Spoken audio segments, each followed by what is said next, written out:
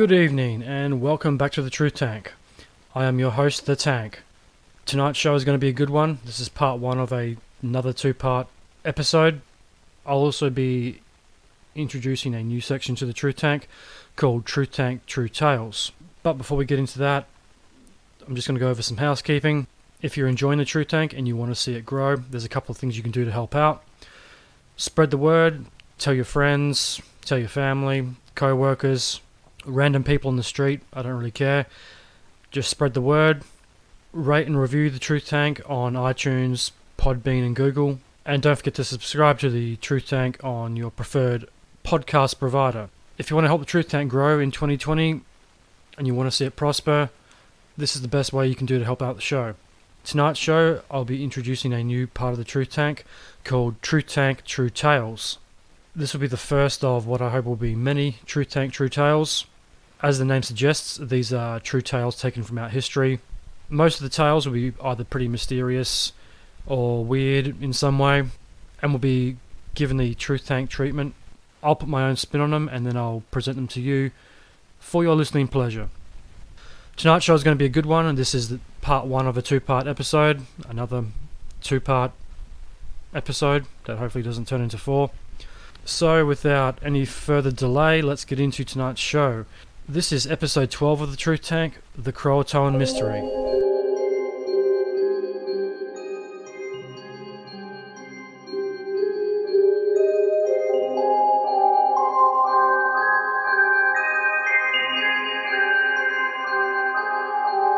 So you might have heard that name, Croatoan, before. If you're a Supernatural fan, you will remember the name Croatoan from one of the earlier series.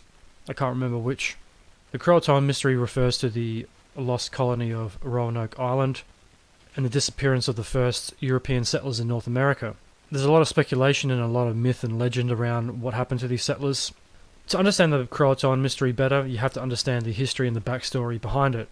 Most importantly, you have to know the events that led up to the disappearance of the Lost Colony and what took place several years prior to that happening.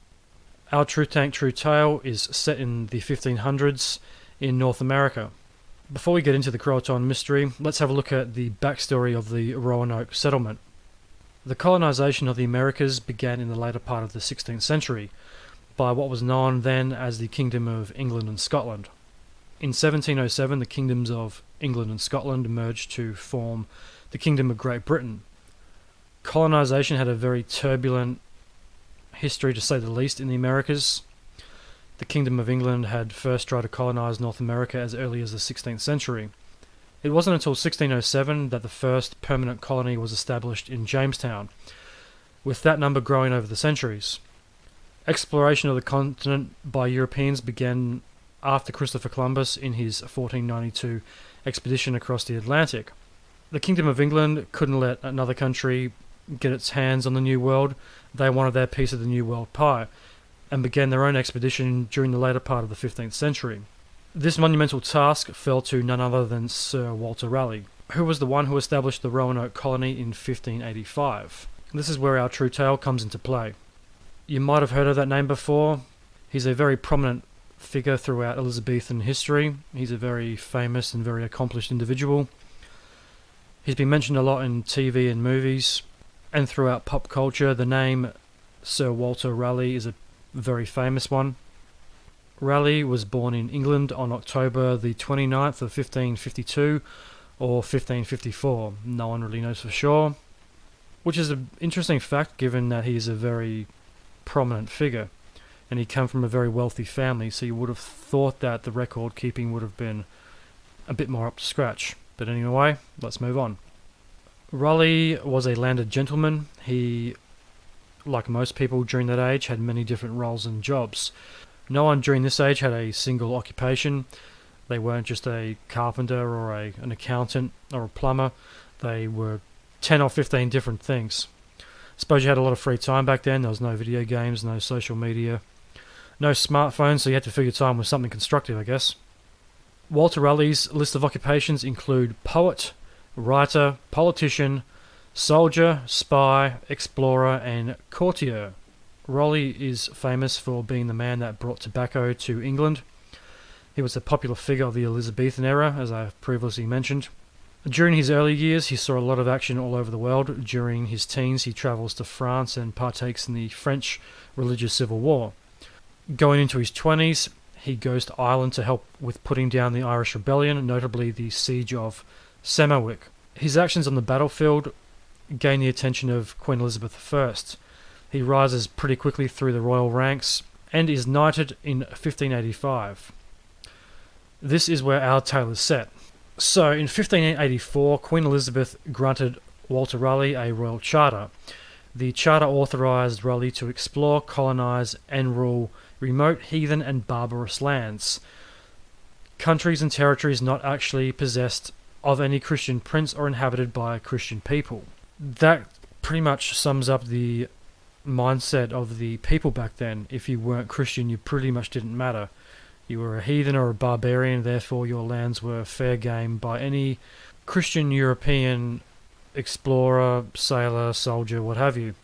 Part of the deal, and probably a lot of his motivation, if he did this, he would be rewarded 1/5 of all gold, silver, and any other precious metal that was found or mined under his claim.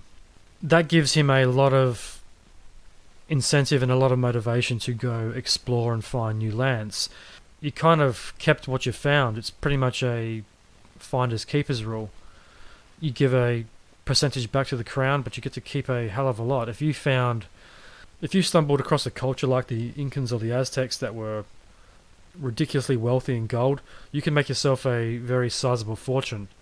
And back then, where there was a lot of poverty, a lot of one-sided acquisitions of wealth, this would have been a huge motivator for someone of his stature to make even more money and notoriety for himself. It also gives a lot of motivation for middle and low class people to get out of the gutter and go exploring. If you were essentially living on the street in Paris or London at the time, it would have been a pretty shitty existence. By joining one of these charters, you would have no idea what you're in for. At the same time, you could become pretty wealthy by joining one of these crews. Essentially, it was a license to rape and plunder unknown lands. If you were a good Christian, whether you were rich or poor, you could take what someone else had. There is a bit of a clause to this charter. Walter Raleigh had 7 years to establish a settlement as outlined by the terms of his charter. This too was also a good motivator to get things moving. If he failed in his quest, he would lose the right to settle any of the riches that would be found on his claim. Elizabeth and Raleigh had come up with this venture as a way of providing a reoccurring revenue stream from the New World back to England. It would also act as a base or an outpost or a launching pad for privateers to launch attacks and raids against Spain and the Spanish gold fleets.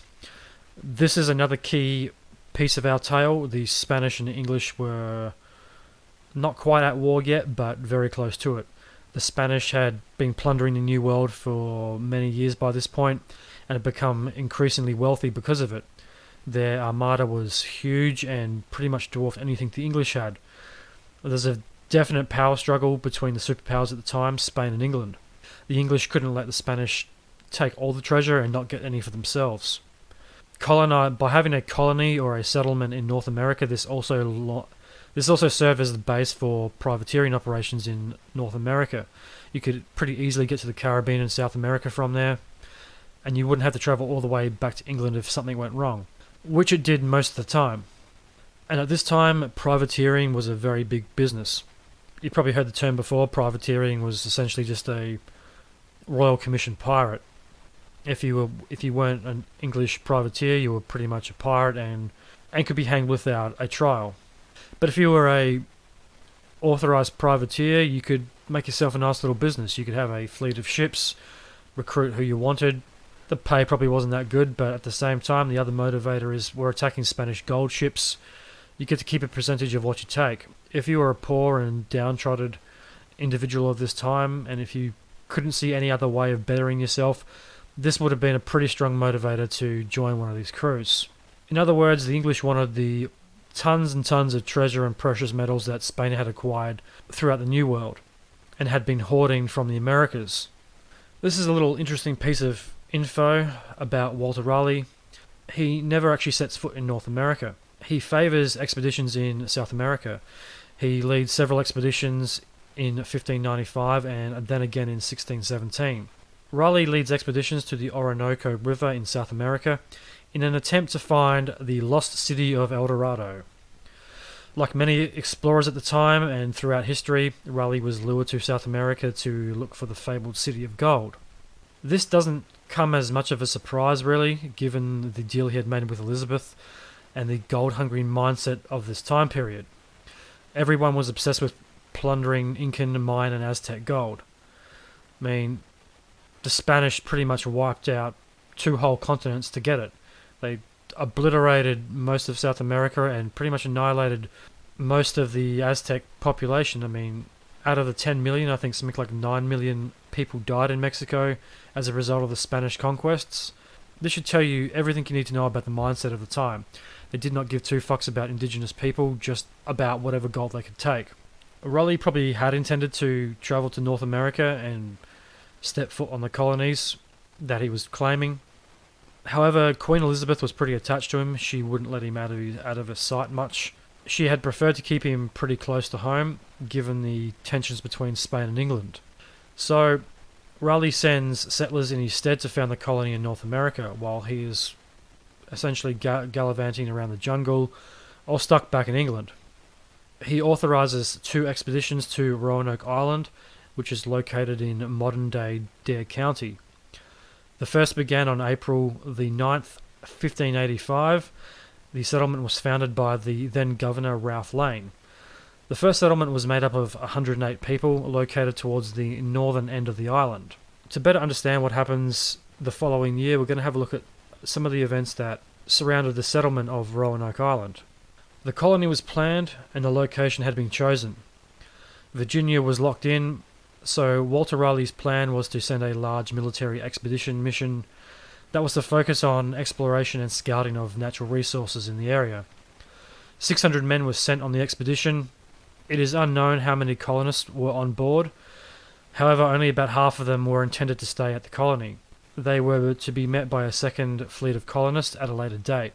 So this is pretty much standard practice back then. Send one fleet to establish a settlement, mainly a military force, then send the civilians in 6 months to 12 months later, or whatever the time frame may be. Virginia had been chosen as the destination largely due to its geographical location. It was kind of the halfway point of North America and the Caribbean. You could pretty easily access the colonies in Canada and then head south to privateer down in the Caribbean and South America. Even though it was a fair distance from England, it was still pretty doable. There was a very well-travelled route leading from England through the Atlantic to North America. Back then it was probably pretty treacherous. The threat of piracy in the middle of the Atlantic was probably pretty slim. However, the Atlantic is known for some pretty severe storms. That specific area of Virginia was also pretty key. The natural sound along the coastline made a natural fortification for a settlement and for ships to go hide in. Roanoke Island is located and is fortified from behind by the mainland and the sounds along the coast, which made it an ideal natural location to establish an outpost. It's also a pretty sizable island, which suited the needs perfectly, and given that it's not connected to the mainland, it would have been a hell of a lot safer camping on the island than the mainland. It's still an inhabited island today. It has a population of 6,724. It's around 8 miles or 13 kilometres long by 2 miles or 3.2 kilometres wide. So it's a pretty sizable island. It's small, yes, but it's more than big enough to house a colony, and looks like a pretty cool place to visit. I myself am planning to visit Roanoke Island next time I'm in the US. I'm going to make it a priority to visit Roanoke Island. Doing the amount of research I have for this episode, I really want to go to Roanoke Island and see it firsthand for myself. So let's talk about some of the key players, mainly the leaders of the expedition. So firstly, there is Ralph Lane. He was the man appointed as governor of the colony, and as we will see a little later, this guy definitely steps up when things get tough. Secondly, we have Philip Amadeus, the acting admiral of the fleet. Next up, we have a reoccurring character in this tale, Sir Richard Grenville, the fleet commander and overall leader of the whole expedition. He is a pretty important character, and he pops up more than a few times throughout this tale. Grenville is fleet commander. This is probably to do with his many years of service to the crown and his experience as a sailor and a captain. He was a leader of men, and he had plenty of experience in difficult situations. He also had a great deal of experience in naval combat and fighting. Let's have a look at Richard Grenville for a second. Grenville, like Raleigh, had many different titles and jobs. He was the Lord of the Manors of Stowe, a soldier, an explorer, colonizer, armed merchant fleet owner. That is a pretty cool job if I've ever heard one. Member of Parliament of Cornwall, Sheriff of Cornwall, High Sheriff of County Cork, and later a privateer. So Grenville has a pretty impressive resume, which would have made him an ideal candidate to lead an expedition of this kind. He's a very resilient and self-reliant character. He's also seen a lot of action all over the world, and he knows how to handle himself. He would have been an ideal choice to lead a expedition into what was then the unknown. Grenville had seen a lot of action in his time. He had fought and led men in Hungary and Ireland, namely in the Irish Rebellion. One of his career highlights was the defence against the Spanish Armada, which he oversaw defences and logistic operations. But by far his most heroic feat was holding off 53 fucking Spanish ships during the Battle of Flores in 1591, single-handedly. He took one ship, the Revenge, against 53 fucking ships. He refused to surrender to the enemy. He is quoted as saying he would rather die than dishonour himself. His actions during the battle are incredible. Grenville had a pretty impressive set of balls on him, but that is better elaborated on in another show. So, also along for the ride were a few civilian experts. With them was scientist Thomas Harriot, Joachim Games, a metallurgist, and artist John White, who we will get to know a little later. Also along for the ride and returning back home with the fleet was Menteo and Wanchese, two Native Americans that were hitching a ride home after their stay in England. So contact with the Native Americans had happened by this time. It had occurred during the scouting missions for a suitable location the previous year. Okay, so now the fleet set sail on the treacherous voyage. The fleet set sail on the 9th of April 1585 from Plymouth. The fleet was made up of 7 ships in total, 5 large ships or galleons, flyboats, and 2 smaller vessels called pinnaces. The ships were named the Tiger, this was Grenville's flagship, the Roebuck, the Red Lion, the Dorothy, which was Raleigh's own ship, and the smaller vessels. The fleet begins their voyage, which was treacherous to say the least.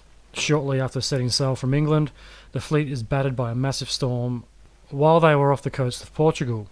The fleet becomes separated during the storm. The Tiger drifts away from the rest. One of the smaller pinnaces sinks during the chaos. Not to worry, however, the crew were experienced sailors and had a plan for just such an occasion. In the event of getting lost or separated from one another, the fleet was to meet at the south coast of Mosquedal in Puerto Rico. So the Tiger makes its way down to the Caribbean in good time, arriving well before the rest of the fleet. It arrived approximately on the 11th of May. Grenville and Lane have the crew set up a base camp on the coast. The crew construct a small fort that would make it easier to defend if the Spanish decided to attack. It was pretty good practice for the fort that would eventually be needed by the colony on Roanoke. They also made a new boat out of resources available, including forging their own nails. These guys were pretty resourceful, to say the least. I mean, they could make their own nails. They made a boat from palm trees and fibres they could find around the place.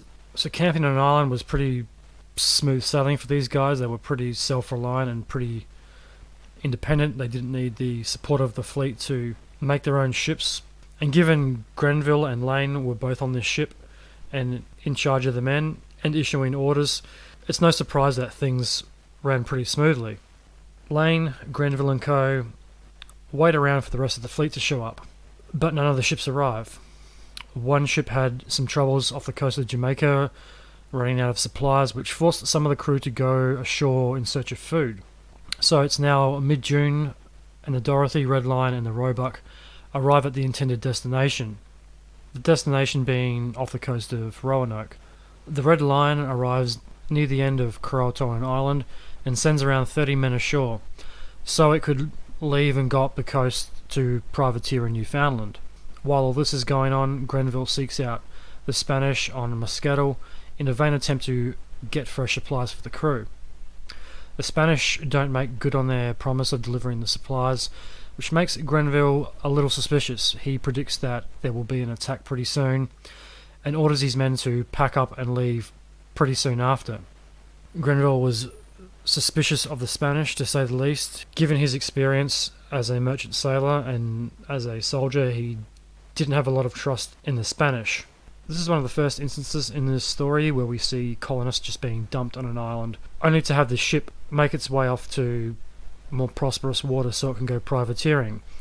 And that is a recurring theme in this tale, is the lack of concern for the settlers who are pretty much stepping foot in unknown territory. It could be hostile ground for all they know. They seem to just get dumped there while the ship just fucks off the coast so it can make some money. There's not a lot of incentives at this time to keep the captain and the crew of these ships loyal to the colonists. They would rather just dump them than go attack a Spanish ship so they can rob it of its treasure. There's a lack of genuine care for the well-being of these colonists, which suggests that the captain and crew of these ships were probably pretty underpaid. I mean, why wasn't this sorted out beforehand? Because this is a huge problem that keeps on happening throughout this tale. You can't just leave these people by themselves in a foreign land. The big problem with this story, and why the planning was so flawed, because all of the ship's captains and crew were more concerned with privateering than fulfilling the requirements of the mission. Grenville was not immune to this. He captures 2 Spanish ships shortly after leaving Mosquito. Lane takes one of the ships and heads to Salinas Bay to capture Spanish salt mounds. So even the leader of this expedition has ulterior motives. He is much more interested in capturing gold and any valuable goods he can off the Spanish, rather than the well-being of the settlers that he is supposed to lead. Lane picks up the salt. Grenville sails to La Isabela, where he trades with the Spanish. The Spanish decide to cease hostilities for the purposes of trade, which is another common thing for this time period, is even the Spanish could forego hostilities with the English if they could make a buck out of it. The Spanish were also outgunned at this point. The English were very well armed in comparison, given that they had raided 2 large warships just before. Grenville also made an art form out of this. He was very good at defeating larger, better armed and more numerous opponents. Fast forwarding a little bit, it is now the 7th of June. Grenville makes his way to the inlet of Cocoon Island, located near the outer banks of the Chesapeake. His ship, the Tiger, runs aground and is pretty badly damaged on the 26th of June. This in turn ruins the food supplies. This ruins Grenville's plans to spend the winter with the colony, using the newly found settlement as a privateering base. Grenville had originally planned to use it as a launching pad for his privateering missions. This ruins Grenville's plans to spend the winter with the colony, using the newly found settlement as a privateering base straight away. Grenville finds out the hard way that they could no longer travel up the inlets, and that they need to find an alternative route. The Tiger and Co. makes it to Port Fernando, named after Simon Fernando, the man who discovered it. This is what we call Roanoke Island today. When they arrive, they are reunited with the Dorothy and the Roebuck. It's not 100% confirmed, but history assumes that the men left behind by the first ship, the ship that dropped off the 30 men, then fucked off up the coast to go privateering in Newfoundland, were also reunited at this time. One of the smaller vessels makes its way back to England on the 5th of August to report the safe arrival of the colony.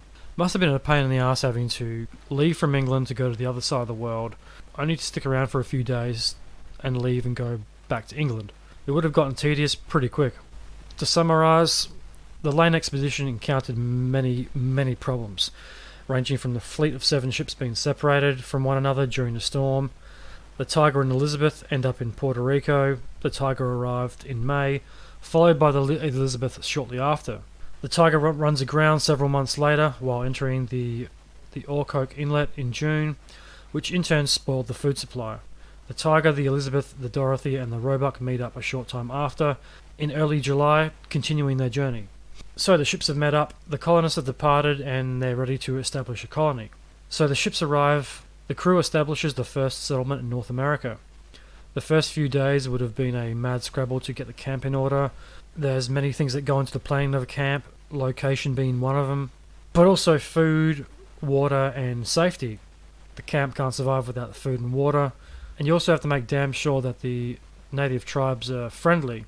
However, there was one colossal problem to this entire endeavour, and that was food supplies. The loss of the food supplies due to the tiger running aground had put a damper on things.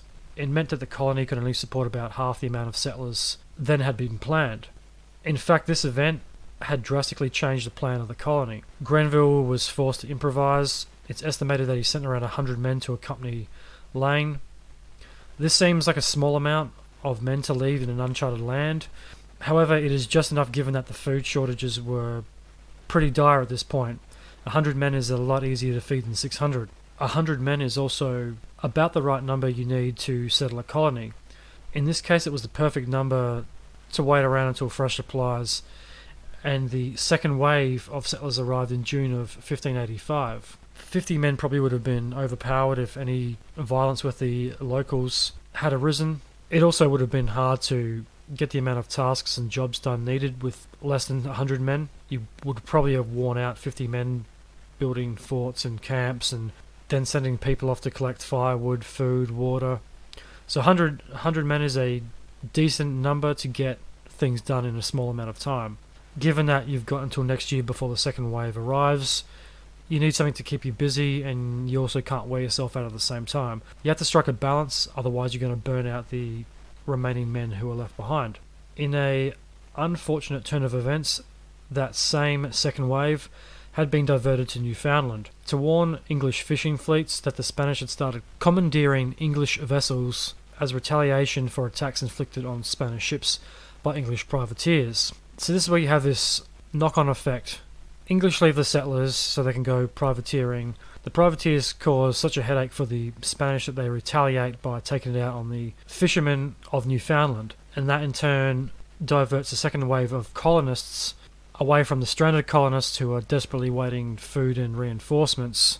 You see this cycle and this pattern happen with this story, that every bad decision in this story stems from greed and ignorance. Dump the colonists to go searching fame and fortune, and in return it has a negative effect that has ramifications not only for this colony but going into the next. This left the colony very vulnerable and pretty much at the mercy and generosity of native tribes in the area. Until then, they had no choice but to sit around and wait for the resupply fleet.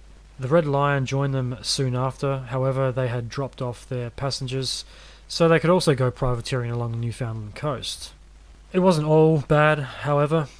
While the Tiger was undergoing repairs, Grenville organised an exploration mission to explore the Sound and the local Croatoan villages. While the group was out exploring, they made contact with the local tribes. Along for the ride was John White and Thomas Harriot. This gave them the perfect opportunity to document and study Native American culture firsthand. This is also the first time that any Native American tribes had been properly documented and studied by European visitors.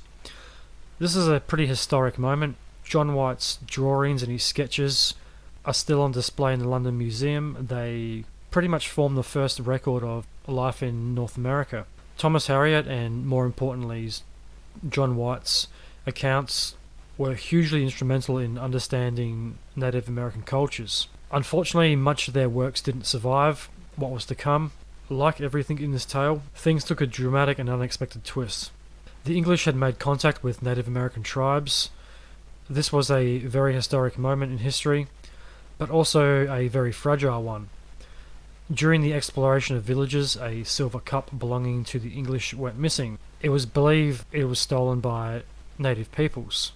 Unbeknownst to the English, in a lot of indigenous cultures, there is a different concept of ownership and belongings. For the Europeans, this silver cup may have belonged to a crew member. It could have belonged to Grenville or Ralph Lane. It could have also belonged to Walter Raleigh. In European culture, possessions and property were owned by individuals. This is my silver cup, this is my spoon, this is my fork. in the indigenous cultures in the area, this is more loosely interpreted. If they saw something they liked or wanted, they would go take it. There was more of a sharing communal culture.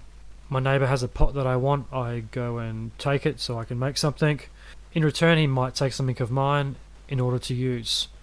But to two alien cultures, they had no way of knowing this. The English have a very strong concept of ownership, which obviously didn't translate over to the Native Americans, and vice versa. The English took this as a very offensive, highly insulting action. How dare you take this silver cup that belongs to us? We are a more advanced Christian civilization. You are stealing said civilization's property. This is also a very arrogant and ignorant way to look. Why not let them have the cup? Use it as a peace offering. At the end of the day, it's a silver cup. You can get another silver cup. It's not that important in the grand scheme of things. It also was the cause of a lot of problems and a lot of violence and bloodshed that was to come. So, Grenville sends one of the fleet's captains, Amadis, with a small group back to the Aguasquioc village to demand that the silver cup be returned immediately. What fucking arrogance.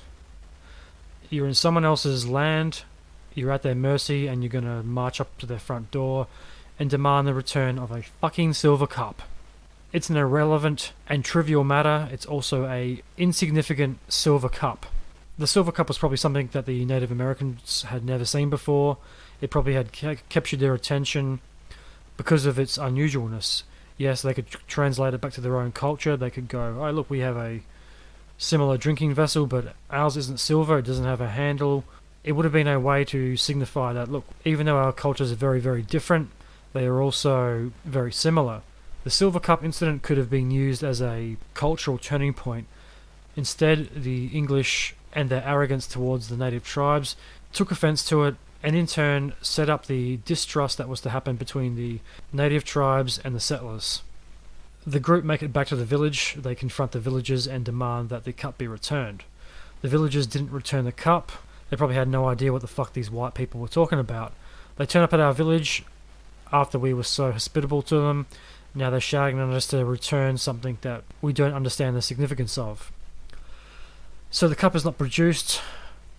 The English decide that swift and brutal retaliation is in order. It's in order to protect the reputation of the English as to not look weak in front of the native tribes. Just let the fucking cup go. You're in someone else's land, you're outnumbered. The sensible thing is to give them the cup and forget it. Amadis and his men set fire to the whole village, which was more or less a small town. They also burned their crops, which really seems fucking stupid, considering that they're on the verge of starvation. Not surprisingly, the natives flee in terror. It's a pretty natural reaction. Someone comes and starts burning down your village. You're not going to stick around too long. This is a dramatic overreaction by the English. They could have merely just taken something else, made a trade, turned it into a business deal. They decided that violence and brute force was the order of the day. It's also a very dangerous course of action, considering that they need food and local support. The entire existence and future of the colony relies on friendly relations with the native tribes. Without their support, without their food, the settlers are basically fucked. Sir Richard Grenville. For all his good qualities and his leadership abilities, he was a harsh and brutal prick. This is part of the reason why he was so efficient in Ireland. He had very heavy-handed tactics in dealing with the Irish Rebellion, and he was known for putting down resistances and uprisings pretty swiftly, mainly due to his brutal treatment of locals. He is no different in this situation. He is very heavy-handed, and his reactions are completely over the top for a simple misunderstanding. He is also very arrogant, and he is foolish in his treatment of the villagers. He is essentially creating an enemy for the colonists and another problem. However, his exploration opened up a whole new world to explore. Grenville ends up writing the book on his accounts of the Chesapeake expedition, which is where a lot of the information for the Roanoke colony comes from. The cup incident, combined with the food shortages, did not deter Lane or the others. They headed for Roanoke Island on the 17th of August, 1585. They established a colony on the northern end of the island, erecting a small fort not long after. In order for this to be a peaceful process, Manteo had arranged a meeting between Grenville, Lane and the Socotan Grand Ganameo. Grand Ganameo was the acting king for his brother Wingina. Both parties came to an arrangement that Roanoke Island would be the perfect place for the colony. The location was strategic due to its easy access to the ocean. This was not only key for resupply trips, but also in avoiding Spanish detection. So Lane builds the fort and everyone is happy. Unfortunately, there are no surviving images or clues as to what the fort might have looked like. It was most likely very similar, if not the same, as the fort on Mosquito. It's pretty much a fort made from wooden fence posts arranged in a square or rectangle shape with earthen walls sloped on the sides to prevent people from running directly up to the fence. The fort on Mosquito was more or less a kind of a star-shaped earthen walled fort. It's nothing too fancy. It was pretty simple. The star-like pattern were easy to defend. A few men could cover pretty much every angle pretty efficiently. The Roanoke Island fort would have probably been more or less the same. The sloped earthen walls with the wooden fence posts. However, I think the Roanoke settlement was probably a lot larger than the one on Mosquito. It had to accommodate a lot more people. It also had to accommodate the second wave of settlers. So it would have been a colony built with growth in mind. To make matters worse, Amadeus didn't just burn the town to the ground, they also looted the village at the same time. Why not loot a few things and call it a day? Why go to the effort of burning the town down? Before I forget, Manteo was a Native American. He was a chief of the Croatoan tribe. He befriended the English explorers. He's one of the first tribal leaders to make contact with European settlers. He first made contact with Europeans in 1584. He accompanied them back to England when they returned to tell Queen Elizabeth about a potential location for a new colony. Manteo generally seems to like the English and get along pretty well with them. In fact, he made several trips back to England. He was also instrumental in the survival of the colony. He helped colonists make it through some of the brutal winters. He also provided them food and safety. He also vouched for them with other tribes and is probably one of the only reasons that both the settlements survived. He is also a pretty prominent figure in this story, and we'll come back to him in a little more detail later on. We'll also have a look at Wingina a bit later on, but for now let's get back to the story. So it's not long after arriving, Grenville decides to head back to England. He takes the Tiger, setting sail on the 25th of August, 1585. He had promised to return by April of the following year with fresh supplies. Given Grenville's track record of chasing gold rather than doing what is right, I'm not surprised he took his time. As we saw before, he doesn't mind stopping along the Caribbean coastline and robbing Spanish salt mounds. Just like all these guys, he's easily distracted and seduced by the allure of gold and treasure. So on the way back, he takes a detour in Bermuda. He attacks and raids a Spanish galleon, the Santa Maria de San Vicente. The ship had strayed from the rest of her fleet before crossing Grenville's path. He takes it back to England as a prize loaded with treasure and valuables. Well, that's a shocker. He had returned back to England with so much loot it made the Roanoke expedition more than a little profitable. As I said before, the priority here is not the colony, the priority is the gold and the treasure. The colony just seems like a good excuse to get out on the water and rob as many Spanish ships as you can. Yeah, we'll drop the colonists off, we'll leave them on an island, we'll uphold our end of the bargain so we don't get too much heat, but really we're just out there to raid Spanish gold ships and make as much money for ourselves as possible. Fuck the colonists, fuck the settlement, fuck the plan, let's just chase the gold. At the end of the day, it all comes down to profit. All these guys are really interested in is profit and money, much like most people today, or most corporations at least. Money and profit, or I should say greed, money and profit. Grenville's return with the treasure-laden ships sparked a large amount of excitement among Queen Elizabeth's court, which in turn generated a renewed passion for Raleigh's colonisation plans. That's another part about this time period, is the royal courts and the elites of society got excited by the prospect of valuables and staking their own claims and making fortunes in undiscovered lands. they would support the Queen or the King if they thought they could get something out of it. It was also a good way of generating some funds for these expeditions, as they wouldn't have been cheap. It's now September. On the 8th of September, the Roebuck, probably the last remaining of the large ships, left, leaving just one of the small pinnaces behind under Captain Let's Burn Down Villages Amandes. So there are a total of 108 men on Roanoke, including Lane himself. It's unclear if John White was among them, as his name is not on any of the surviving colonist lists. Some say he stayed for the winter, and others say that he left with Grenville back to England. In the meantime, while waiting for the return of Grenville, the remaining men went out exploring. Many of those were hoping and expecting to find large amounts of undiscovered gold or silver, or both. They did notice the natives using copper, but could never pinpoint where it came from. The men became very annoyed when there was a lack of gold and precious metals to be found. Morale had dropped significantly, and many of the men began to think that the whole mission was a waste of their time. In other words, they only cared about the money and what riches they could get their grubby little hands on. So even the colonists are motivated by greed and gold. They don't really care about the greater good of humanity or the fact that they're some of the first people in history to make contact with Native American tribes, establishing relationships with two different cultures. They don't see the monumental historical aspect of that. All they care about is what they can get their hands on. They weren't motivated by the fact that they were the first people to ever explore the North American continent.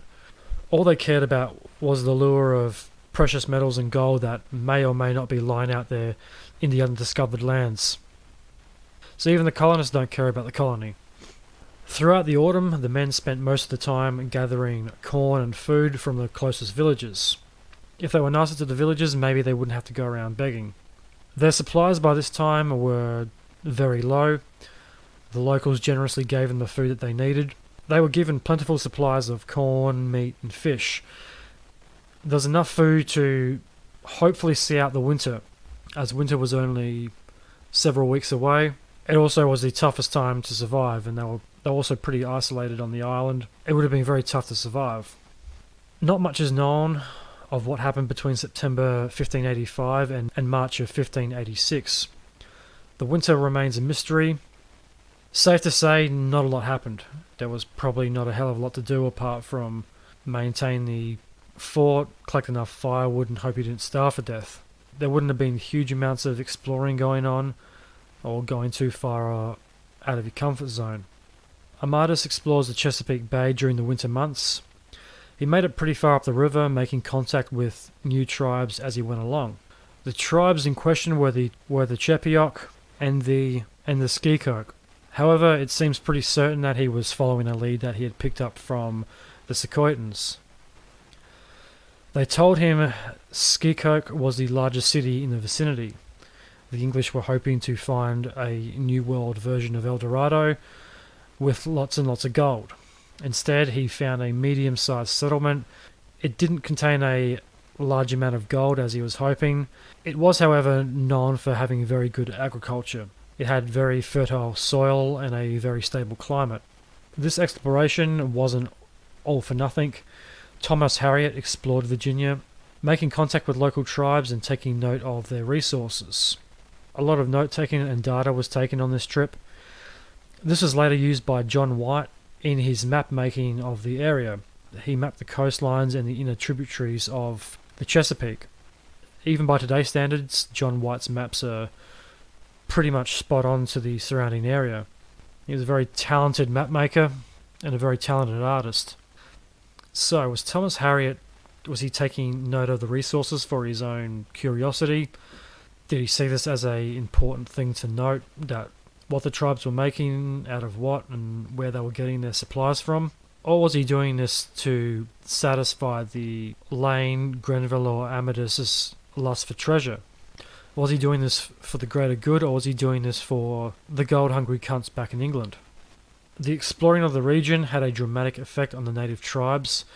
The English had inadvertently spread smallpox or influenza. They had unwillingly gone down the river spreading the disease from tribe to tribe. A chief of the Secoitans, Wingina, became very sick with the mystery illness. The natives believe it was caused by a supernatural force. However, this was not to the case. The English recognised what was happening to the villagers. After a few attempts to cure Wingina by native means, they turned to the English for help. The English treated Wingina and he made a full recovery, after his own people had failed to help him.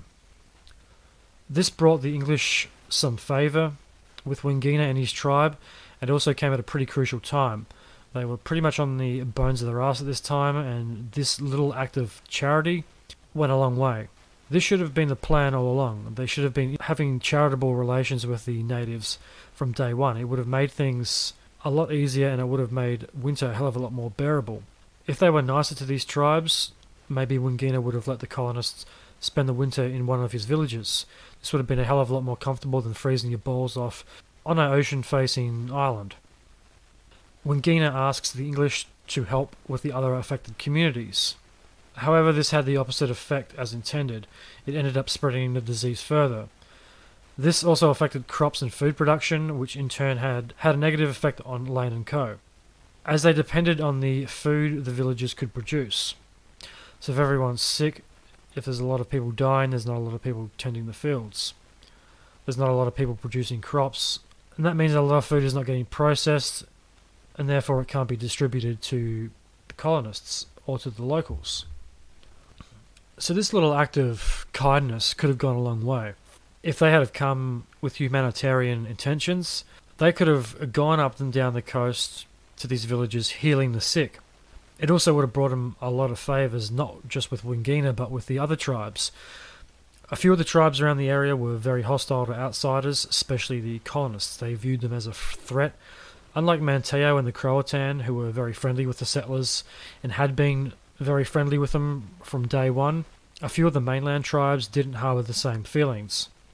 So this event exposes the over-reliance on the native tribes' food, which in turn leads to animosity between colonists and natives. This leads to conflicts and disputes, which lead to what was inevitably to come. At this time, the remaining settlers make contact with the Native Americans. Things quickly turned, however. The settlers viewed the natives with a unwarranted suspicion, which led to the colonists kidnapping Native Americans in the hope they could get information and food supplies out of them. Whatever happened to hearts and minds? They really think that this was the best course of action. You were outnumbered by about 1,000,000 to 1. You're starving, you're freezing. Up until this point, you've relied so heavily on the generosity of these tribes. It seems like you would want to get in their good books and stay there. They've just brought themselves some good favour with Wingina and the Secoitans, and now they've gone and pissed it all away by kidnapping and extorting some of the locals. So what was behind this? Were these colonists just thick as pig shit? Were they fucking just dumb or ignorant? Were they arrogant? Did they just view themselves so superiorly to the native tribes that they thought that they could treat them however they saw fit? Did they think that they were above them because they were European Christians? What was the mindset, and why did things go up and down so regularly? 1 week they're in the good books, second week they're pissing somebody off. At this point the pot is about to boil over and things are getting very, very heated and very dangerous. More so for the colonists than anyone else. So, it's now April of 1586 and still no Grenville. The constant mistreatment and hostility towards the natives unsurprisingly led to retaliatory attacks, in which the fort was attacked repeatedly. The colonists managed to resist the attacks. This is mainly because they had guns and the native tribes did not. However, you would have hoped that you didn't run out of ammunition, otherwise you would have well and truly been up shit creek without a paddle, or a current, or any type of propelling force of any kind. Back in those days, they were still using the matchlock pistols. They were still using matchlock firearms, which were unreliable to say the least. And in a very damp coastal and forested area, the moisture and the dampness would have made these guns even more unreliable. Wet matchlocks wouldn't have fired whatsoever, or they would have misfired, which would have been even more dangerous, which it could have the potential to explode in the user's face. Bow and arrows, tomahawks, knives would have been a far more reliable and superior weapon in these conditions. So, as I just said, this unsurprisingly led to escalation. The situation between the colonists and the Native Americans had turned into a powder keg that was waiting to explode. It should come as no surprise that what was to follow was escalation to all the events that had played out previously. So let's have a look at the events that led to the evacuation of Roanoke Island and the first colony. It's spring, and things are getting very tense between the English and the Secoitan. This has been caused by the treatment of the Secoitan and the colony's reliance on their food supplies. It's at this time that Secoitan king Grannanameo dies, which is perfect timing, by the way. Grannanameo was a very powerful ally and fierce advocate of the colonists. Fact, not all of the Native American tribes got along with the colonists. At the same time, there were some that did get along with them. And of the tribes that didn't get along particularly well with the colonists, there were individuals among these tribes that were sympathetic and even liked the English colonists. And a man such as Grannanameo, who wielded a large amount of power among his tribe, could influence an entire village to support the colonists. But at the same time, these alliances were very fragile and pretty paper thin. If a chief like Grannanameo died who supported a colony, there was no saying that his predecessor would be as sympathetic. The predecessor usually hated the colonists and wanted them gone. Grannanameo had granted the colonists food, land, and assistance when they needed it. This event was a turning point for the Secoitan. The king of Wingina turns on the English after his brother's death. He was out of action during this time due to a leg wound he had sustained during a battle with a rival tribe. That's another key piece of information, is that not all the tribes got along either. There was intertribal warfare and conflict well before the settlers arrived.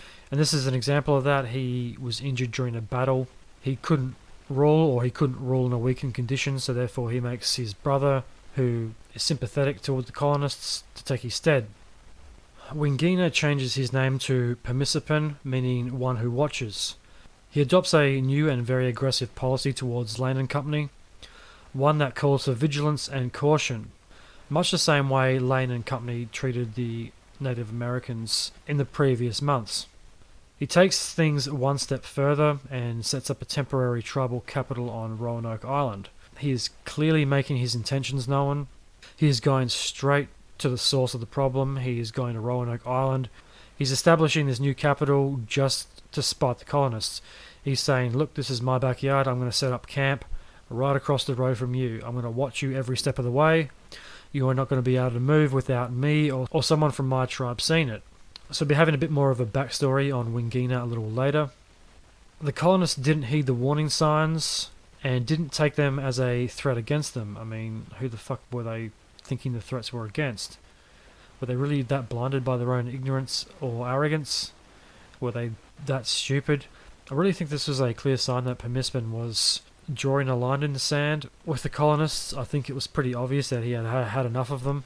Even though they had saved his life previously, I think they had exhausted all the hospitality from the locals.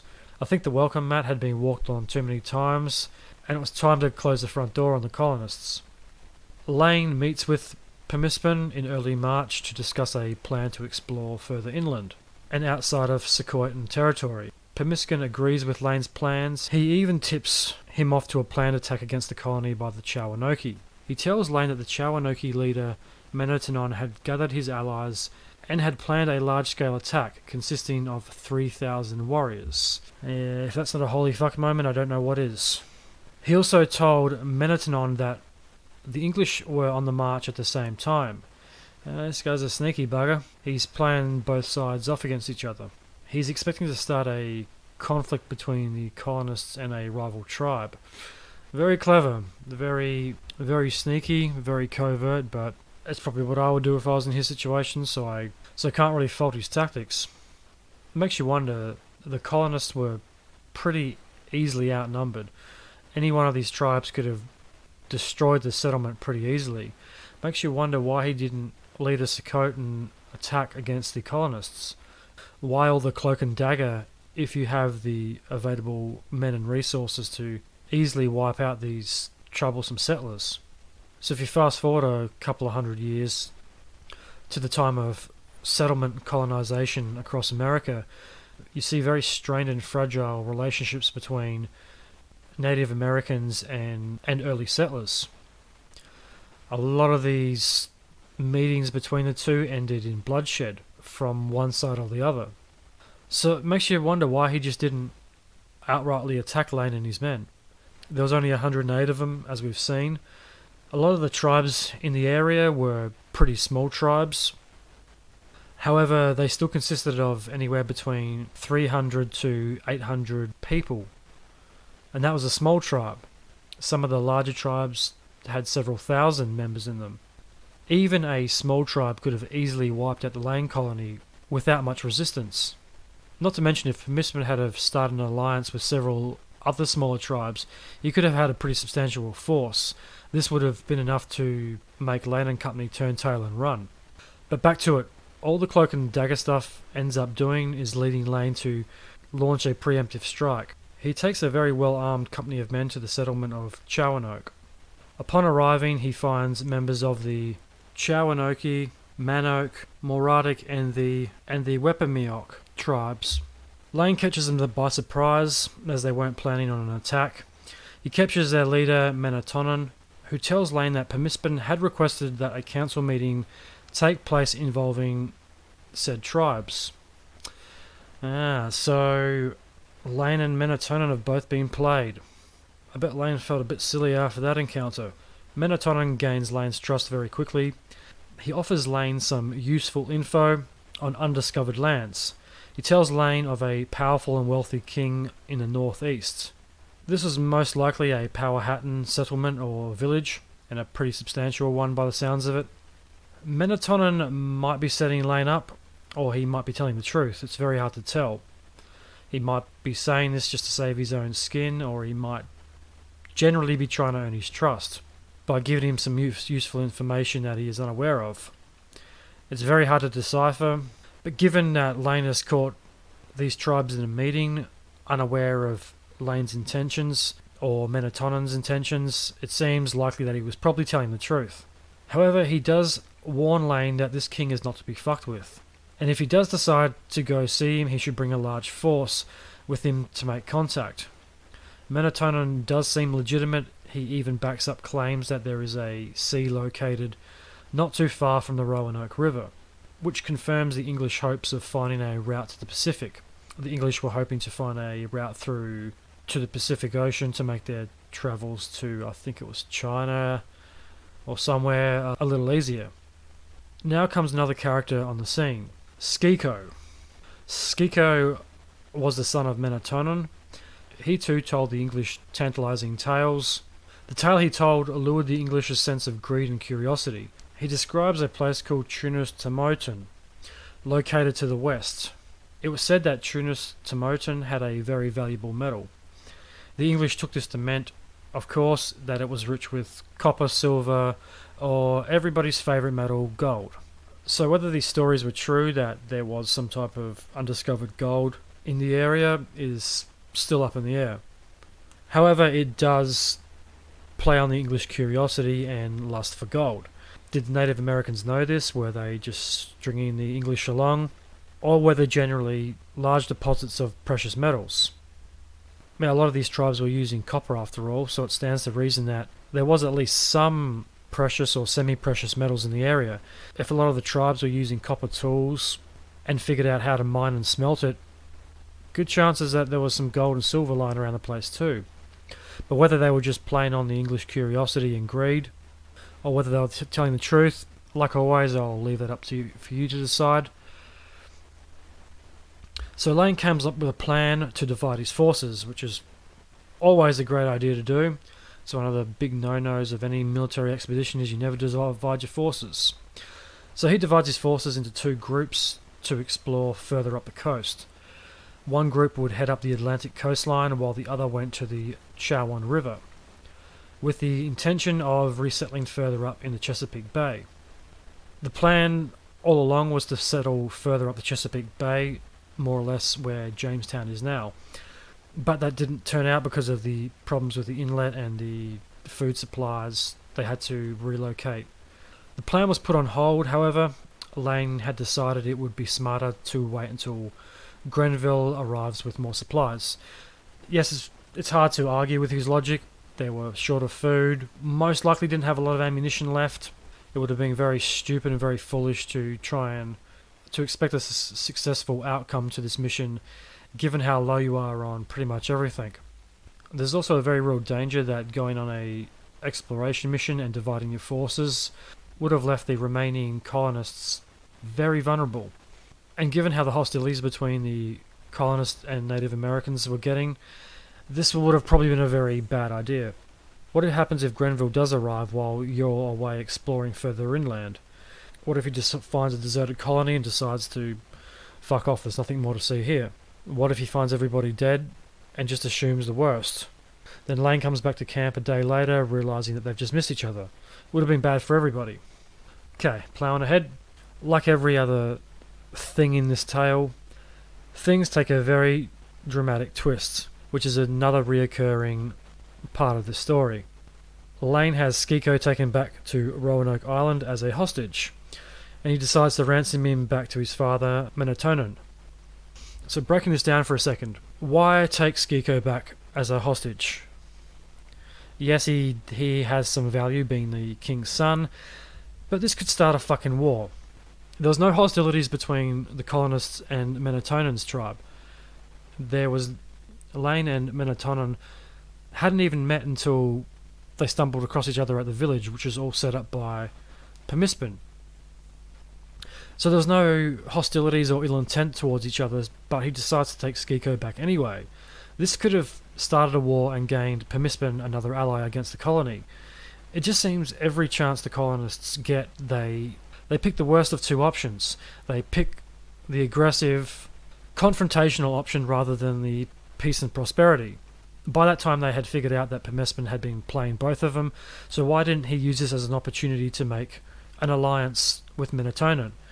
The food problem would have been solved and you would have had another ally. You could have settled further inland and you could have had a guide taking you around to these villages that had the promise of precious metals. It also would have been beneficial for the second wave of colonists. You would have had friendly tribes in the area, you would have had a bigger settlement, more food to support more colonists. It would have worked out better in the long run. But I know this is the way history plays out and it's the way the cookie crumbles. Lane takes a small force of around 40 men and he travels up the Roanoke River, looking for Chinese Tomotan. He gets around 100 miles up the river, finding nothing but abandoned villages and more than a few warriors waiting in ambush. And he's this guy fucking nuts. He just decided he wasn't going to do it because he needed supplies, but now he's just gone ahead and done it anyway. You've just made another enemy in Menatonon. Well, maybe not an enemy, but it'd be very hard to trust somebody if you just kidnapped my son, so stands to reason he probably wasn't 100% trustful of the English. Lane was really fucking arrogant. He expected that the village of Moratook to give him supplies. At this point, I really struggled to understand Lane's motivations. He has pretty much just pissed off all the villagers in the area, but he expects their help. He expects food, he expects assistance. I really tend to lean towards that the English colonists were just arrogant pricks. They thought because of their European Christianity that they were somehow divinely superior to anybody else on the planet. This fucking simple-minded European Christian mindset was responsible for a lot of shit that happened in history. And this is another example where fucking arrogance, national and religious entitlement and superiority that has completely backfired on the colonists.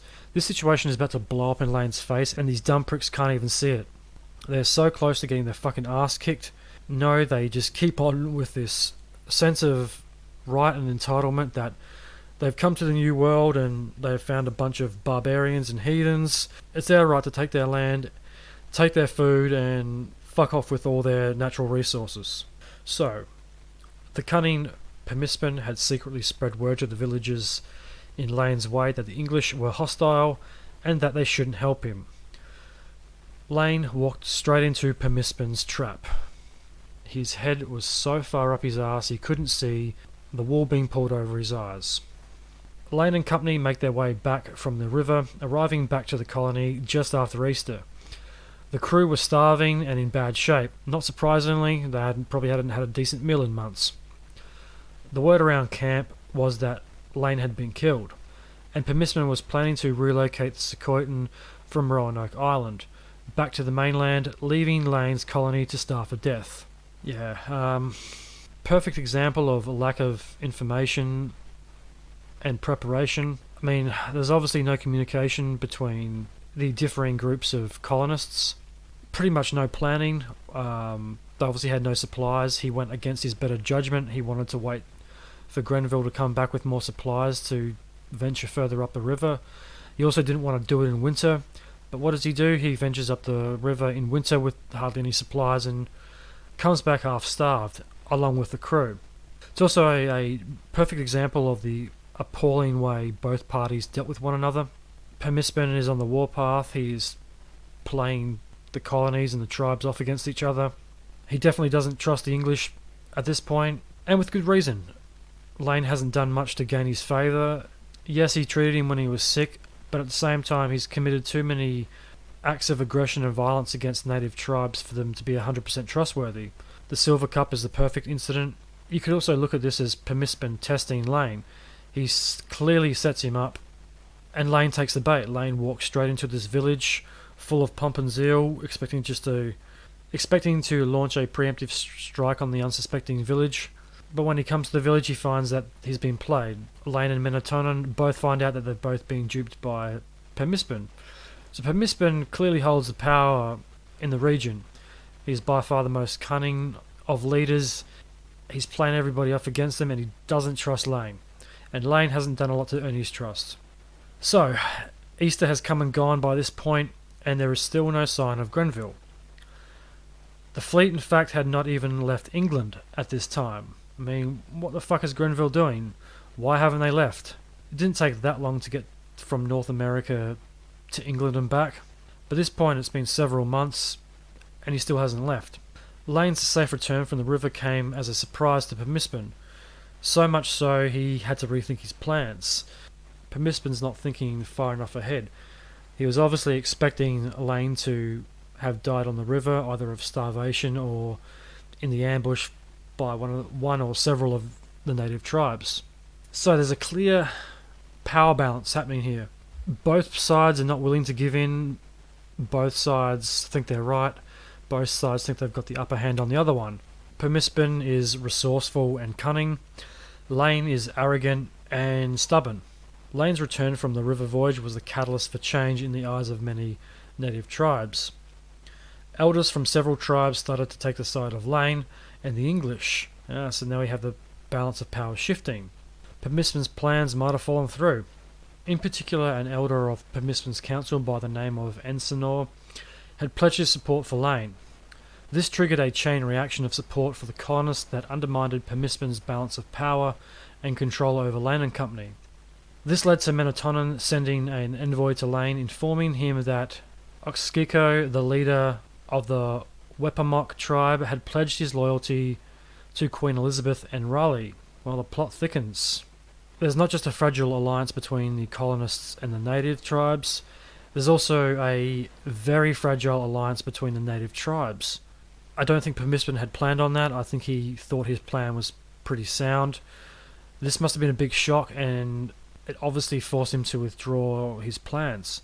Who's to say if he had have planned an attack, but it wasn't going to happen at this point. So this is a very interesting turn of events, and it shows how quickly things can change and how the balance of power shifts. There's this whole political agenda going on here. You've got Lane and the colonists are just ploughing ahead. He's being stubborn, but in the eyes of the tribe, he's getting some credibility back. It's like they had all bet that he was not going to make it back from the river, but he did. He defies expectations, and now Permispen's left with his tail between his legs. So it's a very interesting chain of events. It's a very interesting shift in the power balance. So, Permispen's plans to send the colonists packing was in flames. Given the amount of support for the colony, there wasn't much point trying to attack or disrupt it anymore. Permispen switched his tactics. He gave up on getting rid of them and ordered his tribe to plant crops and build fishing weirs for the sole purpose of being used by the colony. There's your food problem fixed and peace is restored for the time being. But like most things in the story, trouble wasn't too far away. Peace and love between the Secoitan and the English had been restored, only for the balance of power to swing back in the opposite direction. The elder Ensenor died on the 20th of April. Unfortunately, he was the last peace advocate and senior member of Permispen's inner council. The void was filled by Wanchese. If you remember Wanchese from earlier in the show, he was one of the Native Americans that travelled to England and returned. Unfortunately for Lane, he did not have any kind feelings towards the English, mainly due to his time spent in England. Wanchese viewed the English as a threat. He started off liking the English. His time in England had convinced him that the English were bad guys and that they were up to no good. He saw European culture as a destructive and poisonous one. He feared that if this European culture was to reach North America, this destruction would also reach his home. Permispen has his perfect ally in Wanchese. Wanchese has first-hand experience in England, living under English rule and law. What better person is there to vouch for the danger of the colonists than someone who has lived with them? So, Wanchese rises to power. He becomes a senior advisor to Permispen. He got into Permispen's ear, and he orders the Secoitan to retreat from Roanoke Island. He also orders the destruction of the weirs and not to sell food to the English. This triggered what was to come. Lane and Co. had no way to produce the amount of food needed for the rest of the colony. The English were let to fend for themselves. Grenville is yet to return, so Lane tells his men to go divide themselves into small groups and beg for food from the mainland and coastal tribes, as well as foraging whatever little food they can find along the coast. It seems like they really should have had some hunters on this trip. I mean, I'm sure there probably were, but hunting doesn't really seem to be very effective. It's not mentioned once. They keep relying on food from the native tribes. They don't seem very self-sufficient. I mean, why couldn't they have gone and hunted? You're in the middle of the sound. You've got the ocean on each side of you. You have an inexhaustible source of fish. There's turtles, lots of oysters around the place. You have birds. Why couldn't someone go hunt deer, elk, bears? For whatever reason, there doesn't seem to be a big focus on hunting in this story, whether they just weren't good at it or it wasn't known about. Who really knows? At this time, Skiko was still being held hostage. He'd been treated reasonably well, given the circumstances. Skiko and Permispen had regular contact with each other. During their meetings, Permispen had started to think that Skiko had become very anti-English. On the contrary, the opposite was actually true. Skiko wanted to honour his father's intentions of a peaceful coexistence with the English colony. So, Skiko tips off Lane that Permispen was planning a war council to discuss actions against Lane and his company. The meeting was set for the 10th of June and was to be attended by key chiefs and members of a majority of the coastal and mainland tribes. The Secoitan and other tribes had benefited greatly from trading with the English colonists. Unfortunately, Permispen couldn't offer a good enough incentive to go to war with Lane and the colony. He couldn't justify his plan to eradicate the settlers once and for all. The English offered too much in the way of trade to jeopardise their newfound appreciation for English goods. And if the Silver Cup is anything to go by, the new tools and items brought by the colonists would have probably been pretty unique and pretty alien in the eyes of native tribes. They probably hadn't seen a lot of gardening equipment, things like that. Permispen hadn't factored several key benefits of having colonists in his backyard. Yeah, this is one thing he overlooked. The other tribes in the area might like to trade with the English. Like I mentioned before, with the Silver Cup, they bring items that are common and known to the tribes, such as cups, plates, bowls, but they have a different and unique style about them. They're made from different material. They're decorated differently. You also have a lot more metal items such as knives, forks, silver bowls, silver cups, plates. You also have gold and silver jewelry, metal jewelry in general, really.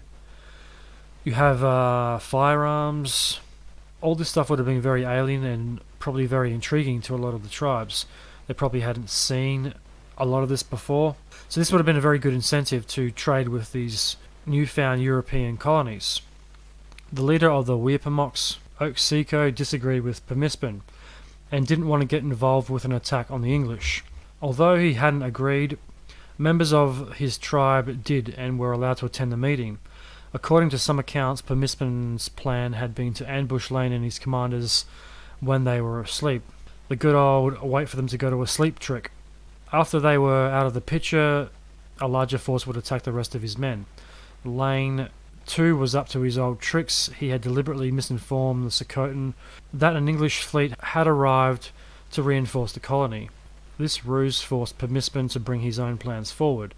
He recruited all the allies he could and summoned them to a meeting at the tribal village, Dasmaponka, on the 31st of May. I'll say one thing for Lane. This guy is a genius at covert preemptive strikes. He's very good at misinformation warfare, being very cloak and dagger.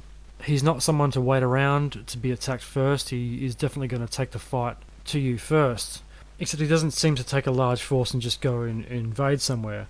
He kind of did with that when he confronted the village, but he didn't kill everybody, I suppose. But anyway, back to it.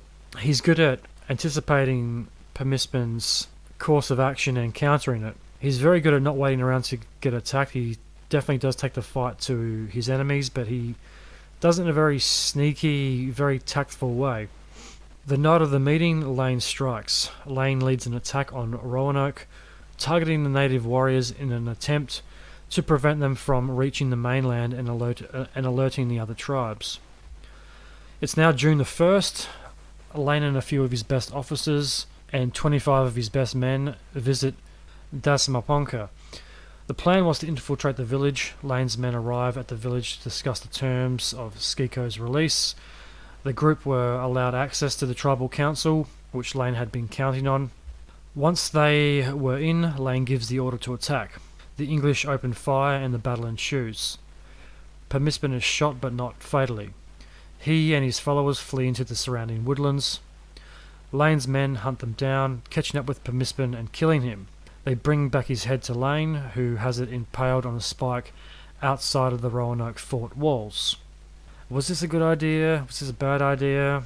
I think it's pretty obvious that Lane might have been good with preemptive strikes, but this one I think just reinforced Permispin's views on the colonists all along, that they were bad news and were a threat that needed to be eradicated. Permispin's death only proved that he was right, that the colonists couldn't be trusted and they would always resort to violence, and they would ultimately bring about destruction. On the other hand, did Lane really think that this was going to lead to peace or war? I mean, hostile action is usually met with an equal and opposite hostile action. It's not hard to figure out. You don't have to be a enlightened philosopher to know that if you push someone, they're going to push back. And given the amount of native tribes to the number of colonists, it stands to reason the colonists are probably going to get their asses well and truly kicked. Really, what was he at the end of the day, what was he thinking? This is a very dangerous and dumb thing to do. This course of action led to the increasing violence and tension between the English and the native tribes, and ultimately leads to the colonists retreating back to the island and the eventual abandonment of the first settlement. So now the colonists are left with little choice but to evacuate. They've pushed their luck as far as it can go, and they are paying the price for it. The arrogance, greed and treatment of Native Americans has come back to bite them. It is now June, and none other than Sir Francis Drake arrives. He arrives at Roanoke, making contact with Lane and the outnumbered and very, very desperate colonists at this point. Drake just happened to be on his way home from a very successful and profitable mission in Santo Domingo, St. Augustine and Cartagena. Drake collected slaves, refugees and supplies, and had sailed to the Roanoke colony to deliver them. But before he could get a chance to offload much of anything, he became aware of the dire and desperate situation of the colonists. Drake left behind 4 months' worth of supplies and one of the fleet's smallest ships. However, as always, Mother Nature intervened, and a hurricane blew the ship out to sea. Well, I'll talk about bad luck. If there's not one thing, then it's the other with this story. If they're not being diverted by Spanish fleets, they're getting hampered by the weather. The storm passes and Lane decides they have no other choice but to leave. The food situation was so dire there was not even a choice, combined with the escalating tensions and increasing attacks by the natives and on them. Yeah, so at this point you can imagine that food would probably be down to the bare minimum. You could probably assume that most of the food they brought with them was long gone at this point, and there was pretty much just corn and oysters left. Like I said before, no one seems to be able to hunt, so the options are pretty slim. They've obviously burnt all their bridges with the locals, and they're not giving them any more food. So, yeah, it seems Drake is your only lifeline at this point. Elaine's men didn't really need much convincing. They evacuated the fort and very, very quickly made their way to Drake's ships. There's even a few reports that claim Lane's men jumped in the sea and attempted to swim to Drake's ships. His men were on the ships and ready to head back to England. While they sailed home, they saw 3 men standing on the banks. These were their fellow soldiers who had been out gathering food and supplies at the time of the evacuation and had been forgotten. Poor cunts. Imagine how bad that would feel, turning around and seeing 3 of your men on the beach knowing what is going to happen to them. They would have felt terrible for leaving them behind, but at the same time it also shows just how poorly planned everything is. On the one hand, Lane is very tactical, he's a very skillful and manipulative leader, but at the same time he overlooks a lot of very basic things. Why send guys out on a supply run if you're planning to evacuate? Stands to reason that they might have been out scavenging supplies before the evacuation order was issued, and this is probably the case. However, the evacuation wouldn't have taken 10 minutes. There would have probably been a lot of, well, maybe not a lot, but there would have been a few logistical issues to sort out. You try getting 100 people to do anything quickly. You know, if there was a mad dash to the ships, there would have been a lot of stuff left behind, but at the same time, Elaine has to uphold some type of control and some type of order to an evacuation of that size. It would have been important information and documents to take with you. Stands to reason, if we know about it today, that it got off the island somehow. At this point you have to assume that the 3 men left behind would have been fucking terrified. They would have felt like that was it. But why didn't they get in the water and try to swim? I mean, you might drown swimming to the ships, but you're probably going to get killed by the locals if you stay. So why not risk it? Why did they stay? Maybe they couldn't swim, or maybe they had no idea what was going on. And obviously you couldn't have pulled out your iPhone and given them a call. So moving along, Drake and Elaine arrived back in England on July the 28th, where they brought back some of the first New World foods such as corn, potatoes, and a product that would change the European world forever, tobacco. Manteo accompanies Lane and travels back to England. As I brought up before, Manteo and Winchese have been back to England several times. Manteo was a good friend to the colony who has been to England several times at this point and continues to do so. It's uncertain if Winchese returned, but given that he was instrumental in the downfall of the first colony, it's probably safe to say that he wasn't among the survivors on the way back. I didn't know Drake was a slaver. I don't know how I feel about this. Like most people, you've probably heard of Sir Francis Drake. He's also a very famous and notable character from this time period. Like Lane and Grenville and Raleigh, he wears multiple hats. But yeah, I was shocked to find out that he was a slaver. He was returning to England with slaves that he had got from the Caribbean. So this is something I didn't know prior to doing research for this episode. According to the ship's manifests and the records held at the time, there are no records hinting at what happened to the slaves and the refugees Drake had intended to leave at the colony. So was he just there as on a routine drop-off? Was he has no use for these people, so he's just going to drop them off on the first colony he finds, and they can figure out what to do with them? They don't appear on the ship's manifests. They could have made it back to England. At the same time, it's very suspicious that there are no accounts of their fate. Was this common practice back then? Was Drake good at keeping records, or was he less than honest with his record keeping? Did people know that he was a slaver? Was this frowned upon? I seriously doubt it. Was he trying to uphold his image, but trying to make money through slavery on the side, and didn't want to keep him on the books, but appear like everything was in order. And given that he had a lot of pull with the Queen and the royal court, and was one of her favourites, like Sir Walter Raleigh, there's a good argument that that might be the case, that he was hiding it from the books. However, that's just me speculating, but it does seem suspicious. What happened to these people? He had a lot of ships, and there's obviously more than a few slaves and refugees, so did he dump them on the island? Did they assimilate and live with the native tribes, or were they killed? Who knows? I guess we will never know what happened to them. It's just something to think about. And as I just mentioned, to make things easier for historians, there is absolutely no way of telling if they were left on Roanoke. Another option is he left them there to make room for Lane's men. So just doubling back for a second. As I mentioned, Menteo is a member of the Croatoan, and Wanchese is a member of the Roanoke. They were brought back to England after first contact as representatives of the Croatoan and Roanoke tribes. That's just a little extra piece of information. So, a supply ship that had been sent by Raleigh arrived on the island days after Drake set sail back to England. This is literally days after Lane and Drake had left. So the supply ship has a look around, then leaves. It can't find any of the colonists and assumes that they're dead or gone home. There obviously was some type of concern for the colony. Raleigh was obviously sending supplies. He didn't want his colonists to starve to death. So there was some regularly scheduled drop-off of supplies, which just probably would have been handy several months beforehand.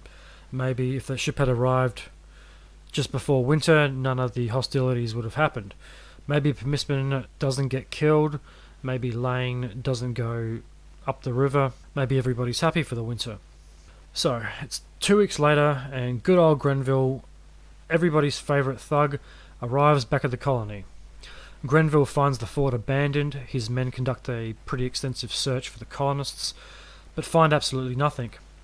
Grenville arrives with a year's worth of food and supplies and over 400 reinforcements. Grenville is clearly very well prepared, and he is ready to rumble. Grenville has a very strict military mindset, and it's not hard to see why he was chosen to lead the mission. Like Lane, he's very militaristic. He does things the way a military man would, and that's also probably where a lot of the problems arise, is like we see with Lane's heavy-handed treatment of the locals, burning down villages, taking hostages. These are very military actions to take, and these are probably not the tactics you want to take on peaceful native tribes. Unless there is no other option, you should probably try and keep the peace. He carries out a large-scale search of the surrounding area. He even goes as far as to interrogate 3 natives. I find the number 3 a bit convenient. He probably interrogated a lot more than that. Given that he is very military in his nature, he probably interrogated several villages, and he also had the manpower, the resources, and the firepower to do so. During his interrogations, one of the natives had told Grenville about the evacuation. This is a first-hand account of the evacuations taking place. This is the only information Grenville has, so he has to assume that it's correct. The Croatoan tribe provide an account as to what happened to Grenville's detachment. The Croatoan tell Grenville that the colonists came under attack by a coalition of tribes from the mainland. Mainland native tribes didn't like the settlers much. The coastal tribes seemed to get along with the settlers pretty well. The Croatoan were a coastal tribe located about 50 miles from Roanoke Island. The coastal tribes get along very well with them. It's just the mainland tribes, for whatever reason, don't ever seem to get along with the colonists. He said that just after Grenville left on his resupply mission, 4 of Lane's men were ambushed while searching for oysters. This is a very similar account that happens later in the story. 2 men had calmly walked up to the campsite appearing to be unarmed. They asked to meet with 2 of the Englishmen. A Native American had a wooden sword hidden in his cloak. Seems weird to try and smuggle a wooden sword. A knife would have been far easier to hide and far more practical. He then drew the weapon and killed Lane's man. 28 warriors appeared from their hiding spots and rushed the camp. A single Englishman escaped the conflict and ran to warn the others. 28 is a very specific number. Then again, there's not a lot of Englishmen at the beach, so maybe it's correct. it also doesn't say definitively if the other two men were killed or not. The Croatoan go on to say that the coalition of tribes then attacked the settlement. They bombarded it with a hail of flaming arrows, setting fire to the houses that stored their food supplies. Clever, go after the food supplies. The English gathered their guns and defended the encampment. Another man is killed during the fight. At this time, the remaining men decided it was a good idea to fuck off and leave while they still could. They headed for shore, they got in their boats and headed for Port Fernando, which I believe is on Roanoke Island. While they were rowing back from the island, 4 of the compatriots who had been out gathering food in the creek appeared near the shore. So, 2 were dead, 13 were still alive.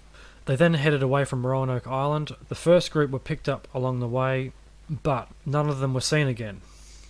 I suppose that's no surprise really that none of them were ever seen again, but we have to assume that there were second and third hand accounts by this time. Or maybe they were first hand accounts, but it seems unlikely that Croatoan tribesmen would have just been watching from afar. So, Grenville decides it's not worth staying around and readies his men to return back to England. He leaves a small detachment of 15 men behind in order to maintain a British presence and to uphold Raleigh's claim.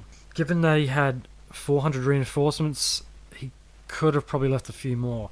15 is a very low number to leave behind if anything does happen. If the tribes turn hostile and kick this group off the island, it wouldn't have been very hard to do so. He could have left 100 men behind, he could have left 200 men behind, remembering that he did turn up with a year's worth of food and supplies. Now, was this enough food for 108 people exactly, or was it enough food for 150? If you could re-establish friendly relations with the locals, you could get access to food supplies again.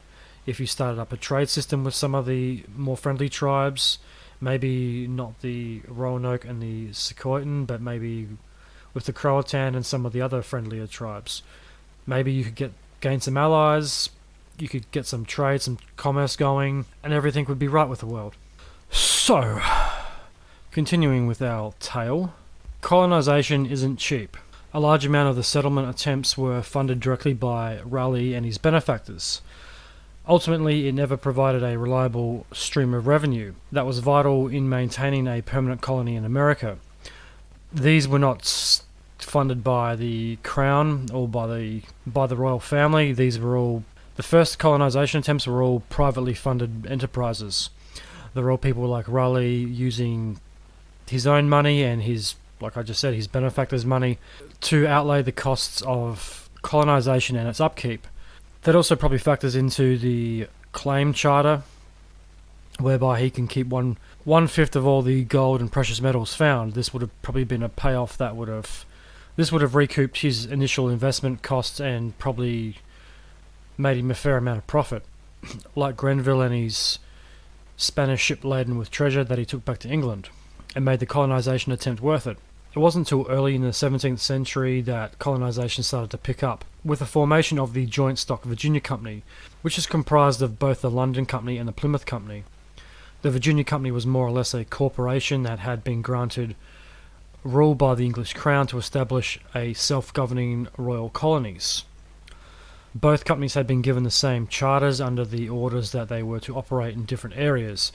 I think the charter outlines that claims could not be established within 100 miles of each other. They had to be at differing points to alleviate any type of competition or conflict that may arise because of it.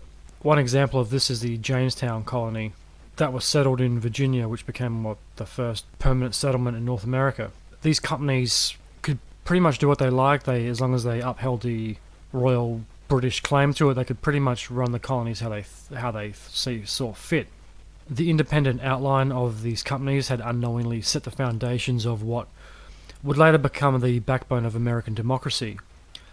However, that's getting a little off topic. It's very interesting, but back to the tale on hand.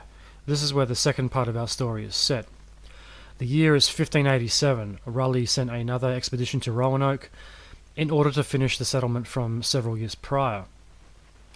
This time around, he sent a slightly larger, more diverse group made up of men, women and children, and even in some cases complete families.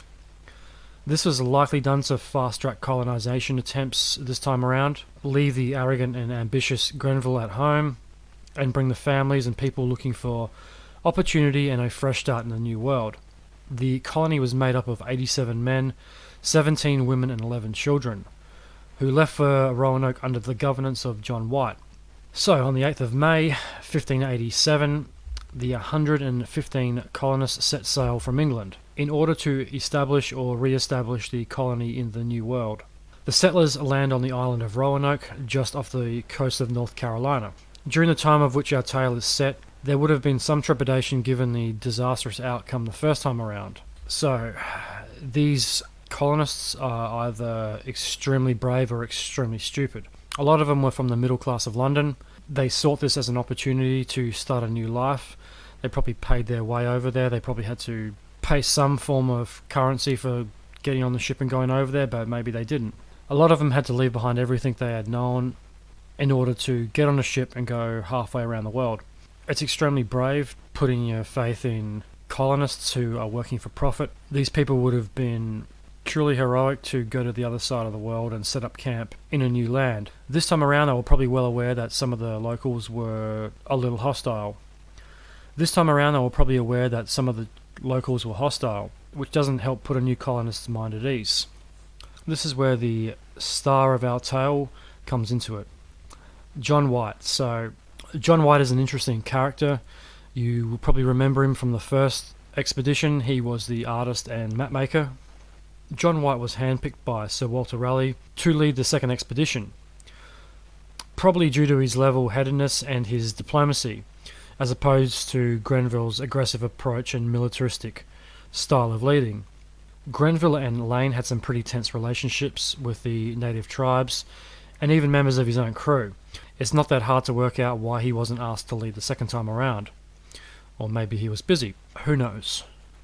At this time, Raleigh is still at the Queen's side. If he generally cared about the colony, he would probably be a little concerned. He would probably also be very nervous for the colonists and for his own claim. He would probably really be praying that this time around that things work out.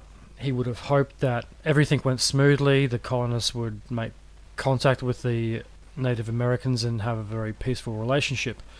That way he can come in and claim all the natural resources for himself.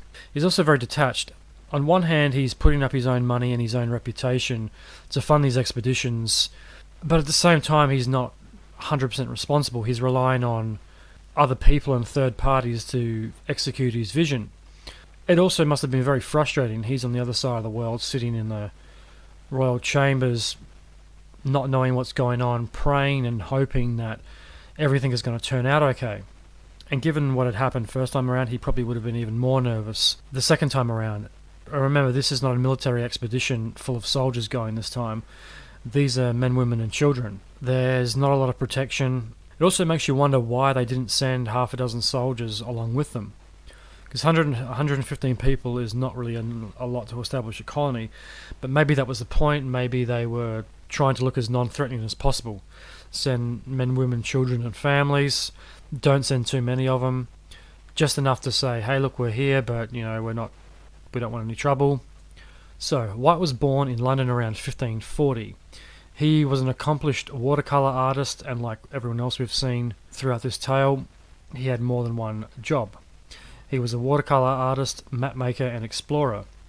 He had been an enthusiastic supporter of colonisation in the New World, and at the time of the second expedition he was acting governor of the colony. White had two children, a son Thomas who died pretty young, and a daughter Eleanor. White had a special interest and a personal investment in Roanoke. He, as I previously mentioned, he served as the commissioned artist and mapmaker on the voyage. He was also a settler on the Lane expedition. He also acted as a mapmaker and artist for Richard Grenville. On the first voyage, he had also been charged with the creation of a visual account of the native Algonquin tribes and the landscapes of the New World. White also produced some of the first and most accurate maps of the coastline. Attempts had been made before by explorer Giovanni de Verrazzoni in 1524.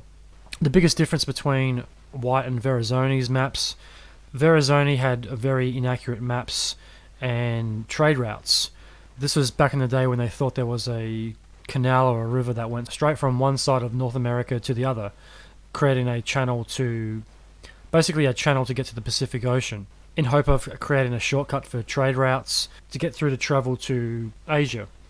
Much of the Roanoke record we have today comes directly from White's artworks in his journals, as does much of the early knowledge of the eastern seaboard exploration. John White, the artist and diplomat. He was probably a better pick second time around. He definitely tried to keep the peace a lot better than Lane and Grenville. He wasn't a soldier and he wasn't from a military background, so he had a very different way of leadership and a very different way of dealing with local tribes. John was also very good friends with Manteo, and Manteo was among the 115 colonists. These two tried to keep the peace as best as they could and keep relations with the locals as friendly as possible. This also brings us back to Wanchese. They all knew each other, but it's unclear whether he had stayed first time around, as he was pretty instrumental in the hostilities towards Lane and Company. And I don't think he would have been that welcomed second time around, given that he was kind of responsible, no matter how directly, for the ultimate attacks on the colonists. Wanchese's opinion had drastically changed on the English. On his return the second time from England, he viewed the English as conquerors. It's also said he helped in the attack on Grenville's detachment, the 15 men left behind. Was this just to get back at Grenville, or was this to get back at England? Is this true? Who knows? This takes us to the second expedition. John White leads the second expedition in May of 1587, under the authorization of Walter Raleigh to settle the city of Raleigh. White had 12 assistants with him, but that's about all the help he had, unlike the first expedition that was made up of 600 men, a majority of which knew how to fight, and who were pretty proficient with firearms of the day. A good portion of the first expedition were either soldiers or fighting men. At the very least, they could have had retired men-at-arms. So unlike the Lane expedition, White had 115 settlers. Many were made up of entire families. This included his own pregnant daughter, Eleanor, and her husband, Ananias Dare. Was this just stupidity? Was it naivety? Or was it just being overconfident that this time around colonisation was going to be a success? The settlers were all from the London middle class who sought land ownership and a fresh start. Seeing this as pretty much their one and only opportunity to make a new life for themselves, they probably jumped at the chance to get out of England and establish a new life on the other side of the world. And also, given the time period, it was probably the only way a lot of these people were ever going to see any other lands outside of England. I mean, many of them probably had never travelled outside of London, and many of them probably could never afford to. In those days, it was pretty rare that if you travelled to another county, let alone another country, if you had money or you were born into a notable wealthy family like Lane, Grenville and Raleigh, you could go to France or Ireland and partake in a war that wasn't your own because you had nothing better to do. In a way, it was a good idea. By taking young families to settle, this fast-tracked the legitimacy of the colony and the claim to the new land. Politically, it was also useful. It allowed investment and acquisition of wealth, spoils of war to be invested into the expansion of the crown. It also allowed private investment and enterprise to get on board, unburdening the Kingdom of Britain of all financial responsibilities. As I said, a lot of these ventures were privately funded. There was some commission from the Crown, of course, but a lot of the money had to be put up by people like Sir Walter Raleigh and his benefactors. If you look at it from another angle, these people were nothing more than pawns in the elite's game. They most likely didn't care or want to know what happened to them in the end. I doubt these rich cunts could have given two fucks what happened to these people in the end. If they established a colony and they all got killed, well, guess what? We know where we're not going to put a colony next time around. Life is cheap in these days, especially if you're poor. This is my own opinion, but I can't help to think that these people were just pawns on a chessboard. I mean, otherwise a bigger and better equipped force would have been sent. White's expedition had no soldiers or men-at-arms to protect them. If the natives turned hostile, and given the history, this was probably more than likely to happen again. It makes you wonder, were they just another expendable asset or another experiment in British colonisation? White really is an unfortunate and innocent victim in this tale. He had a key role in both expeditions and was in charge of the second. I don't think he would have brought his only remaining child on this voyage if he wasn't under the pretense that it was possible. He was handpicked by Raleigh. Raleigh was a very important person. He probably said, hey, he probably went to White and told him, hey, look, I want you to lead this mission. Here's the funds to get going. You can do it this time around. And whether he was ignorant to the dangers himself or just didn't really care, he just wanted the colony established so he could cash in his claim.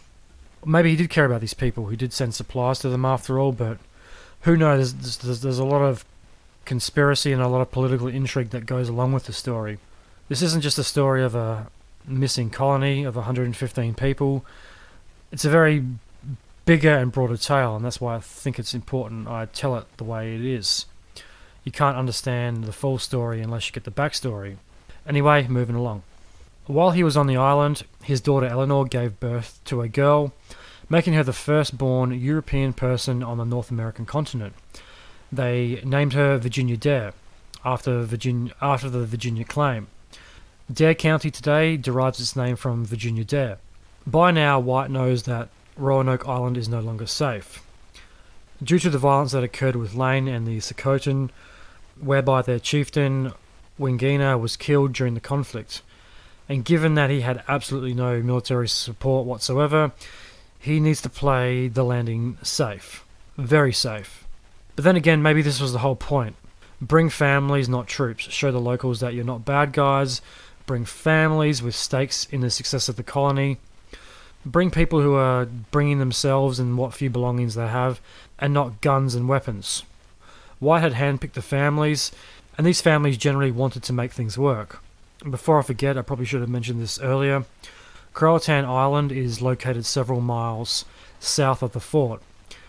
Today, Croatoan Island is called Hatteras Island. We're going to retrace our steps for a second. I wanted to bring up the backstory of Wingina. I think he's a very important figure in this story, and he's a very important figure in history that not a lot of people know about. He was the first Native American to make contact with Europeans in the New World. I mean, on its own, that is a pretty historic feat. Wingina was a werewance of the Socotan peoples, meaning a king or a head chief. Before the colony attempt, Raleigh had sent a scouting mission for potential locations, led by Arthur Barlow and Philip Amadeus, the same Amadeus who burnt down the villages first time around. In April of 1584, Barlow made notes on what they found, including the conflicts of the rivaling tribes in the area. This could have been very useful to the English. Before establishing the colony, they would have known what tribes didn't get along with one another. It is unclear when Wingina, Barlow and Amadeus made first contact with each other. However, the three had become very friendly. A trust has been established between the Europeans and Native Americans. Wingina detailed his tribe's history to Barlow, who used this as an opportunity to chronicle the intertribal alliances and conflicts for future exploits. Wingina recounted one event from years past in which the Socotans, following years of bloody conflicts with the Neo-Azoki, he had met with the Neo-Azoki king to broker a peace treaty where both tribes could exist without the need for further violence. Both leaders agreed to a feast to celebrate. Socotan men and about 30 women met for the feast. While the festivities were taking place, the Neo-Azoki ambushed the Socotans and massacred all the men, leaving just the women and children. Wingina and the English had a stable trust with one another, and that would prove useful in the future settlements. Wingina had even asked the English forces to assist them in Socotan's surprise attack against the Neo-Azoki. Barlow and Amadeus decided not to assist Wingina, mainly due to fears of revenge attacks from native tribes for their alliance with Wingina. In hindsight, this was probably a smart course of action. There could be no telling how this could have soured relations with tribes in the area.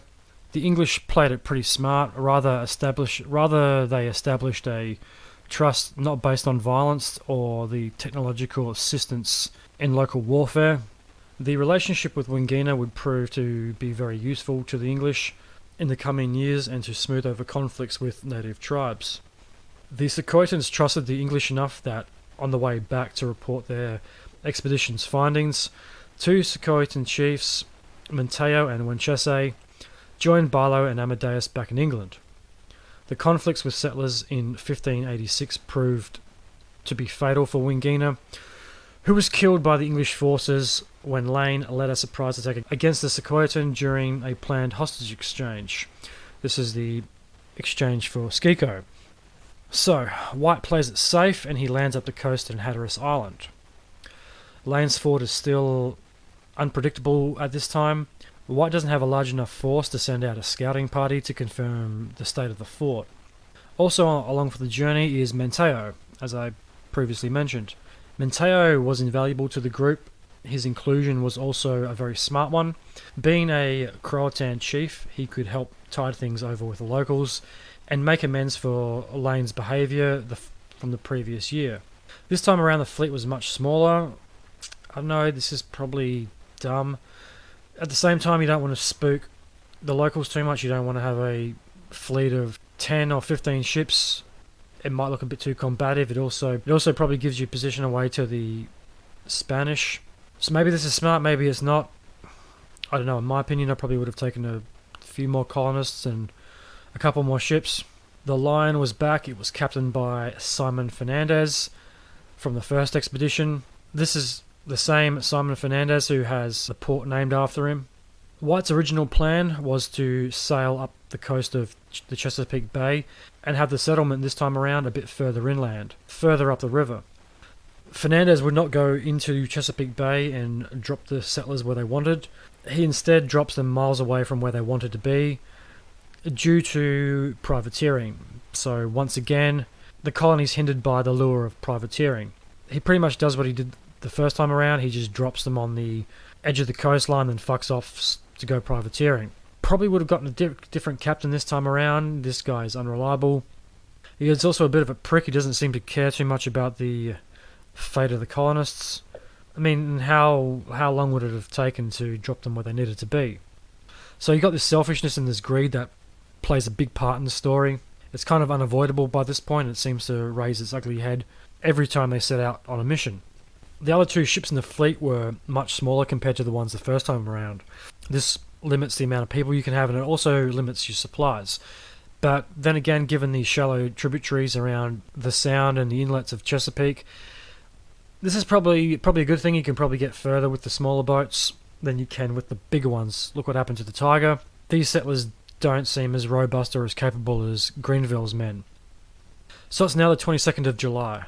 White and his company land on Hatteras Island, or Croatoan Island, as it was called then. The plan was to make their way up to Roanoke and make contact with the 15 men left behind by Grenville. The grand plan was to move the colony from Roanoke up to Chesapeake Bay in order to establish a new colony. That's something they don't mention the first time around. They don't mention about making contact with the 15 men. And why wouldn't you? Because they're the ones that had been left behind the first time, and they also presumably had all the guns with them and knew how to fight. Those reasons aside, you would also think that they wanted to meet up with these people just to see what condition they were in, what they had seen, and what had happened to them. You'd also think that they would want to make contact with these men given that they were fellow countrymen. So this is where things get a little more confusing. White and Co. are back on board the Pinnace, the smaller vessel. So this is where Fernandez has one of his crew tell White and the settlers to get off the ship under the orders of Fernandez. So there's no loyalty or love for these colonists. They're just pretty much just expendable assets. So he leaves the colonists on Roanoke. I also can't help to think that the captains and crews of these ships had ulterior motives. They seem like they were under direct order from Raleigh or the Crown, or maybe even both. It's also very confusing and very consistent that they keep stranding settlers in the same place. Raleigh would have had a pretty big financial hit financing this expedition mainly by himself and his benefactors. Colonisation wasn't cheap. It also didn't produce a lot of revenue. To make up for the lack of revenue and to line his own pockets, I have a sneaking suspicion that he gave these ship captains orders to dump the colonists, maybe check on them once in a while, bring them some supplies every so many months, but your real mission is to go privateering, rob as many Spanish fleets as you can, get as much gold and treasure as you can, and bring it back to England. Line my pockets and I'll line yours. Personally, I think that is the most likely outcome here, is that they had direct orders to go privateering and come back with as much valuables as possible. If one of these colonies stumbles across gold, hey, take an interest in them, get the gold, bring it back, then we can set up a bigger expedition later on. So it's at this point in the tale where the fun really begins. The next day, White leads the settlers up the coast to the original fort and to Lane's colony. White and company intend on meeting Grenville's men who have stayed behind the previous year. White and the settlers locate Lane's colony to find it in a state of disrepair. The fort had been somewhat disassembled, the living quarters were still intact, but were abandoned. The site was overgrown with a large amount of melons. White and company could find no trace of Grenville's men. They had all vanished. White did, however, find human bones that he believed belonged to one of the men who stayed behind. This is also a reoccurring part of the story. Everyone who's left at the colony disappears. Coincidence? I think not. Most people can probably guess what happened, that they were killed by Permesman's followers. But why leave the bones? Did his men just kill the one guy that didn't want to join the tribe, and the other 14 joined the tribe and fucked off? Were they killed at all? The answer might seem pretty straightforward, but when you think about it, it's really not. It just brings up a lot more questions. Why one set of bones? If they were all killed at the fort, there should be 15 set of bones. Or if one of them died, they should have found a grave or a marker of some sort. Was this one guy just killed here, and then the rest of them retreated? Were they killed nearby? Did they make it to the mainland? Did they make it up to the friendly tribe of the Croatoan? What happened to these men? The weirdest thing I find is the one set of bones. They explored enough of the sound and of the surrounding woodland that you would have think that they would have found some trace of these men, whether it be a personal belonging, a rifle, a ring, a belt buckle, a pair of shoes, bones. It's very mysterious that only one set of bones was found. And given that not a lot of time had passed since the tribes had come and gone, it seems unlikely that they would have completely turned to dust and disappeared. Or maybe they were killed and they were buried, but that doesn't really seem to be the motive of a lot of attacks on settlers by Native Americans during the frontier days. They never really seemed to bury the dead they killed. They just kind of left them. They more or less left them out on the plains for their friends to find. That's not all tribes, there's just a few isolated cases. Or maybe, like I just said, maybe I've contradicted myself, and maybe they did kill them, maybe they felt bad, or maybe they died of an illness, maybe they starved to death, maybe they were killed, maybe they were buried. Who knows? Moving along. To make matters worse, one of the colonists, a man named George Howe, was killed by a hail of arrows by natives while he was out fishing for crabs in the Albemarle Sound. So things were tough right from the get-go. It seems no one can get a break. It makes you wonder why they were left there at all. It just seems the pattern is going to repeat itself, that they're going to get picked off by hostile native tribes. They're either going to starve to death or freeze. In response to the growing tensions, White sent one of his assistants and commander of the third vessel, Edward Stafford, along with Manteo, to work things out with the Croatoan. So was this simply just an isolated event or a planned attack? Was this a case of mistaken identity? Did the Croatoan mistake George Howe for a soldier that had been left behind, or did they think that Grenville had returned with his thugs? Who really knows? The weirdest thing here is that the Croatoan were always pretty friendly with the colonists. So White sends Stafford and Manteo to extend the olive branch to the Croatoan and re-establish the working relationship. This olive branch does, however, bear some fruit. The Croatoan tells Stafford and Manteo that Grenville's men were attacked and killed by an alliance of mainland tribes that had been united by Wanchese. No surprises there. I think this was always the outcome involving Grenville's detachment. Grenville surely knew that he was sending these men to their deaths, and given the number of them, there wouldn't have been much of a fight. They would have been completely wiped out, and it's not surprising either. The Croatoan agree to the peace treaty. White takes the diplomatic road rather than the militaristic road. Rather than Lane, he doesn't go in there with a bunch of troops and set fire to the village and start killing people. He wants peace, he wants to make the settlement work. He's responsible for the lives of 114 others, including his daughter and granddaughter. So White's got a lot at stake. He's got a lot to lose, and he has not a lot of support.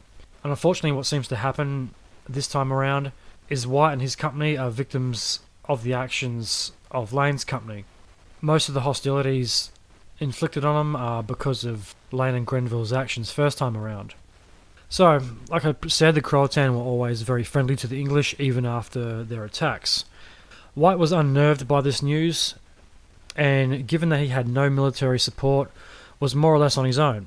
So White decides to negotiate a peace treaty through the Croatoan, using them as a neutral party. Very smart. He's on point with his diplomacy. It seems that he was probably the right leader all along for this expedition. He probably should have been in charge the first time around, but given the credentials of Lane and Grenville, they were probably the natural choice. Unfortunately, there was no response, so White led a preemptive strike on a tribal village of Disappearance on the 9th of August. So he does seem to take a leaf out of Lane's book with a preemptive strike. The Secotans, fearing there might be some form of retaliation for Hal's murder, abandoned the village. This is also smart. This leads to White's men inadvertently attacking members of the Croatoan who just so happened to be looting the village in the Secotans' absence. Once again, it is up to Manteo to work things out with the colonists and the Croatoan, and given that he's just brokered a peace treaty with them, this would have been a very big slap to the face. It also could have permanently damaged relationships between the two. Manteo had to step up in more than one occasion. For his service to the crown, he was baptized and made Lord of Roanoke and Disappearance. This is also around the time that Eleanor Dare gives birth to the first European on American soil, Virginia Dare, on the 18th of August. She was christened in honour of being the first Christian to be born in Virginia. A short time later, another woman also gave birth. Unfortunately, there's no surviving records as to what became of the child, and they are unfortunately lost to history. Virginia Dare also was the first person to be baptised in the colony, and she was also probably the first to be baptised in the New World for that matter. This time is not an easy one for the settlers. Everything seems to go wrong. It goes from bad to worse. Back at the fort, food is running low again, and there is tension in the air. So once again, there is this food problem. Did they bring any hunters along? Did they bring anyone who had a clue about sourcing food? Manteo probably knew where the local spots were, but did they bring fishermen? Did they bring hunters? There seems to be a lack of detailed planning on both of these expeditions. So now it's late August, and things start to snowball. If anything, the story of the Roanoke colony is one of mismanagement, bad decisions, and really fucking bad timing. The fleet had began its preparations to return to England. Morale at the fort had dropped significantly. There was maybe enough food to last the winter, which is the same pattern we see the first time around. The food was pretty much all gone by winter, and they needed a lot of it to survive the brutal winter months that were to come. This was a major problem the first time around, and it's also a major problem second time around. The Lane settlers had the same problem. They thought they had enough food to last the winter, but after a month, they were down to the last of the rations. This is most likely the cause of some hostilities. The kidnapping and extortion would have been an extension of the men's need for food. The natives did bail out Lane's men more than once. In some cases, tribes had set aside entire crops specifically for the English at the fort. Another problem White's colony faced in regards to food is that they had left it too late in the season to sow their own crops. This is something that should have been done pretty much the second day they were there. As soon as they were had established some type of camp, they needed to be planting crops in preparation for winter. Obviously, conditions need to be right for harvesting. Obviously, if it's too cold, you're not going to grow anything. So maybe it was too late in the season, but this should have been the top priority. It was a massive problem the first time around. So you think food organisation and preparation and food resources would have been top of the priority list. A lot of the details of this expedition seem to just go without notice. These are very important, crucial things that needed to be addressed straight up. It's the domino effect or the snowball effect. One bad decision leads to another, which leads to another, which leads to another, which leads to a disaster. Now I'm going to bring up one of my favourite metaphors, the Titanic. In the Titanic's case, there was a lot of bad decisions that led to its sinking. One was the cheap iron or slag they used in the manufacturing of the rivets, which became very brittle in cold water. You also had the bigger issue of the coal strikes in Ireland at the time. This had nothing to do with the building of the Titanic, but this is another factor that helped in its demise. The expensive price of coal meant that the coal stacks couldn't be emptied and restocked without it costing a small fortune.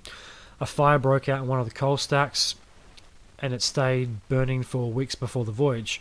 It had warped the metal so badly on the outside that once you hit the cold North Atlantic waters, they were going to buckle and burst.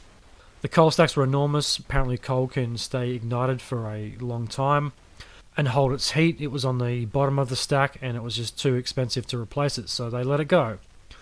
Then you had the little things that contributed to the sinking. One, there was no binoculars on the bridge. The guy who was in charge of that left the key in a desk or somewhere off the ship. Nobody noticed this until the ship had already set sail. Then you had the other problem of lifeboats were too small. One thing leads to another, that leads to another, that leads to the iceberg right in front of you in the middle of the night. The guys in the crow's nest didn't see it because they didn't have the binoculars. So that one little thing is responsible for the entire disaster. And this is a similar set of circumstances that is playing out with the Roanoke colony. So this would have also been at the forefront of White's mind. It also had been a major factor when dealing with the local tribes previously. They had the food White's company needed, so why not make a deal? The natives had always had a plentiful supply of food. They were not going to starve anytime soon. They knew how to hunt, they knew how to sow crops. They were very smart with food production and management. It goes without saying the island was even more difficult to survive on during the harsh winter months of the east coast. So the fleet is ready to leave. The colonists eagerly convince White to head back to England with the fleet and gather fresh supplies and to plead their case for assistance. White doesn't want to leave the colony. After all, he does have his daughter and granddaughter there. White doesn't want to leave the colony he feels responsible for. However, he knows if he doesn't leave now, he won't get another chance and the settlers will more than likely starve if food supplies aren't replenished.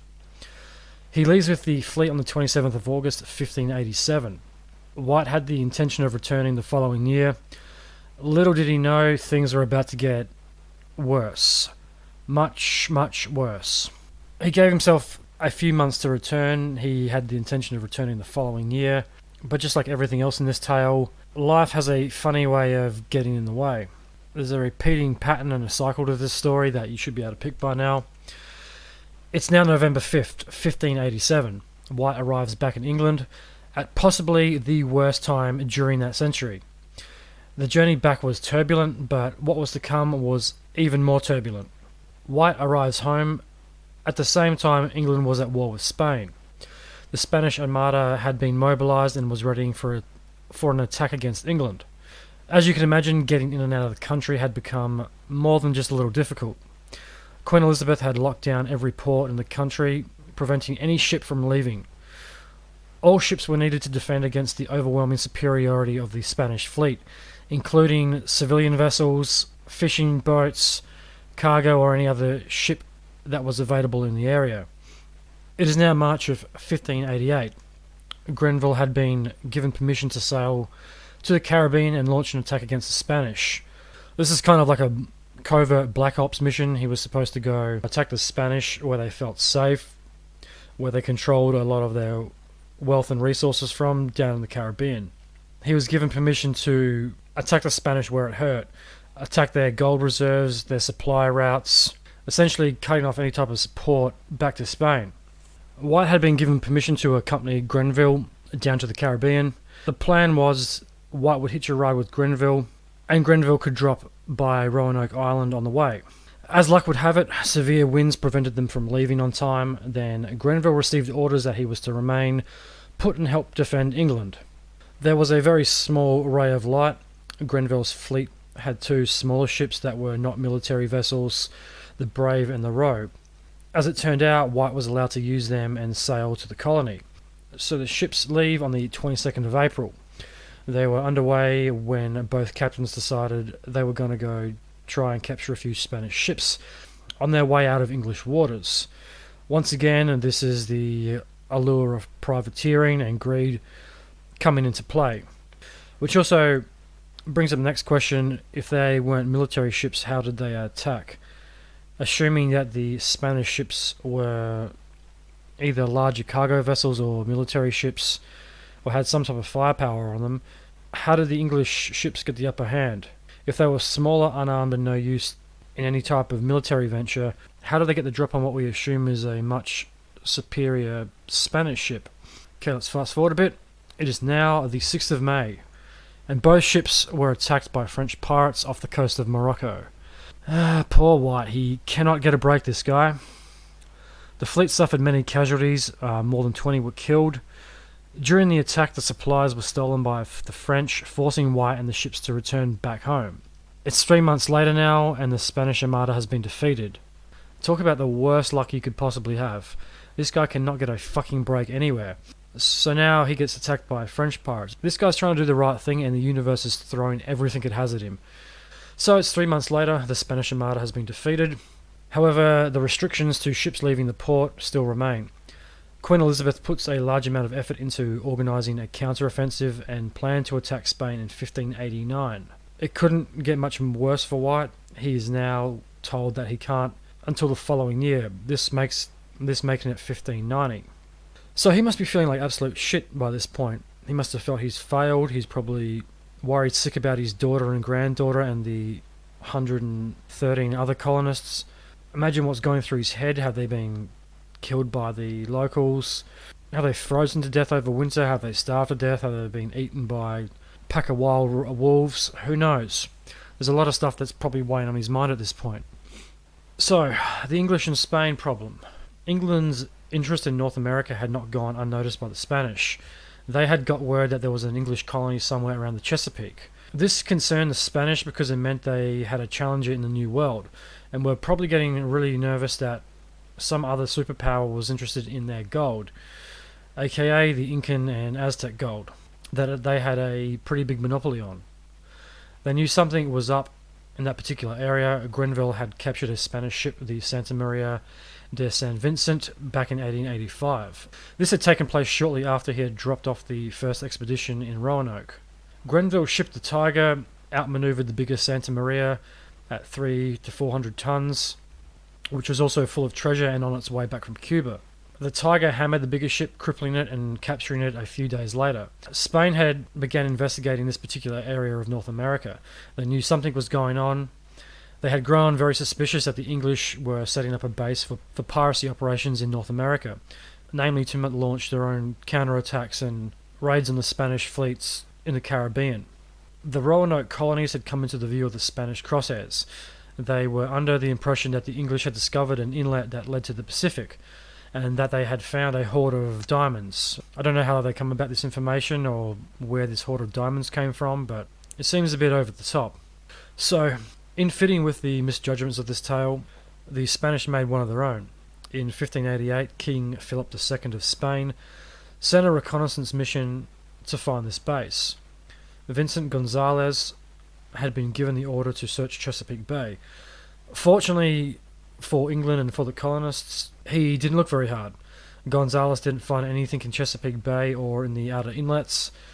However, on the way out of the Sound, he stumbled upon Port Fernando on the outer bank sailing past the settlement on Roanoke Island. He did not report any signs of life. Could the colonists have been hiding? Had they disappeared by this point? Who really knows? Gonzalez did not see the point in looking further, or sending a few men ashore to double check that there was no one hiding in the fort. So, Philip and the Spanish believed he had discovered the English's secret base. Fortunately for England and for the settlers, Philip couldn't do much, as the destruction of his armada meant he didn't have the resources, the manpower, or the military superiority to launch another attack far from home shores. The Spanish had a very large navy, but after the destruction of the armada, they were pretty much crippled. They were isolated to small parts around the globe, but didn't have the superiority in numbers like they used to. However, this had not stopped Philip from devising a plan to destroy the colony and replace it with a Spanish colony. This was a ruse, however, to misdirect the English. So this is a little psychological warfare going on. You just want to take the heat off of what you're doing, misdirect the enemy, and hope they don't look too hard. Okay, so it's now 1590. White hasn't forgotten the colony. He is still trying to get back to Roanoke 3 years after he had left on the resupply run. 3 whole fucking years. You can only imagine what White was thinking at this time. He would have had to have known that the colony was probably not in the same shape that he left it, if there was a colony at all. At this time, Raleigh was planning a privateer mission made up of 6 ships. The fleet was headed for the Caribbean to raid Spanish outposts and stockpiles. The plan was to head for the Caribbean with 2 lead ships, the Moonlight and Hopewell, breaking off from the rest to take White to the colony. The ships landed on Croatoan Island. On the 12th of August, it's not known if White had made contact with the Croatoan or Manteo for information on the settlers. It wasn't until late on August the 15th, White and company are anchored near the end of the island. One of the crew aboard the ship spots a plume of smoke over Roanoke Island. This is where things start to get really weird. The next day, a plume of smoke is seen over the south end of Croatoan Island. Nothing was found, however. White led a landing party ashore, spending 2 days trying to cross the Sound. The crossing was difficult. It also cost several lives in the process. It is not known what exactly caused the deaths of these sailors. An easy assumption to make would probably be the weather. The weather around Roanoke seems to be very unpredictable. Fierce storms are also known to just come out of nowhere and batter the coastline. This also brings up another question, is why weren't these deaths recorded? We know the days and dates of when plumes of smoke were spotted across Roanoke Island, but we don't have any more information on the lives that were lost crossing the Sound. Now this must have been pretty mundane for the ship's crew by this point, but there's no record of the lives that were lost. The same way that there's no records of the refugees or slaves departing England. And there's huge information gaps in the story so far. There's a lot of gaps and lapses in information surrounding the winter. We don't know what the colony was doing. No one wrote anything down. There's no diary or journal articles. This could have been simply because none of them were found, but we have so much information and so many key details scattered throughout this that make you keep thinking that I know what happened. I can piece this together. Then you get these little gaps in the details that throw up more questions than answers. On August the 17th, another fire was spotted on the northern end of Roanoke Island. So what is it with these fires? Why do these mysterious fires keep popping up? There's no smoke without fire, and it stands to reason it's probably not bears or wolves or crabs that are lighting these fires. It has to be humans. Whenever they go to investigate the fires, they never find a trace that anybody was there. The party reached the island at the same time as night started to set in. The group agreed that it was safer to stay the night in the boats than risk landing after dark. Probably pretty smart. The crew sang English songs in a vain hope that the settlers would hear. This is a tactic that's done by today's military to reassure people that have been taken prisoner that they haven't been forgotten. This would have been a good way to psychologically boost the colonists if they were around, but obviously nobody sang back. So it's safe to say that nobody heard it. Or if they did, it was more likely the Native American tribes in the area. However, no one was attacked and nothing much happens that night. It's now August the 18th. This is John White's granddaughter's 3rd birthday. So this is a pretty emotional day for White. This is 3 years since he left. He's missed his entire granddaughter's life.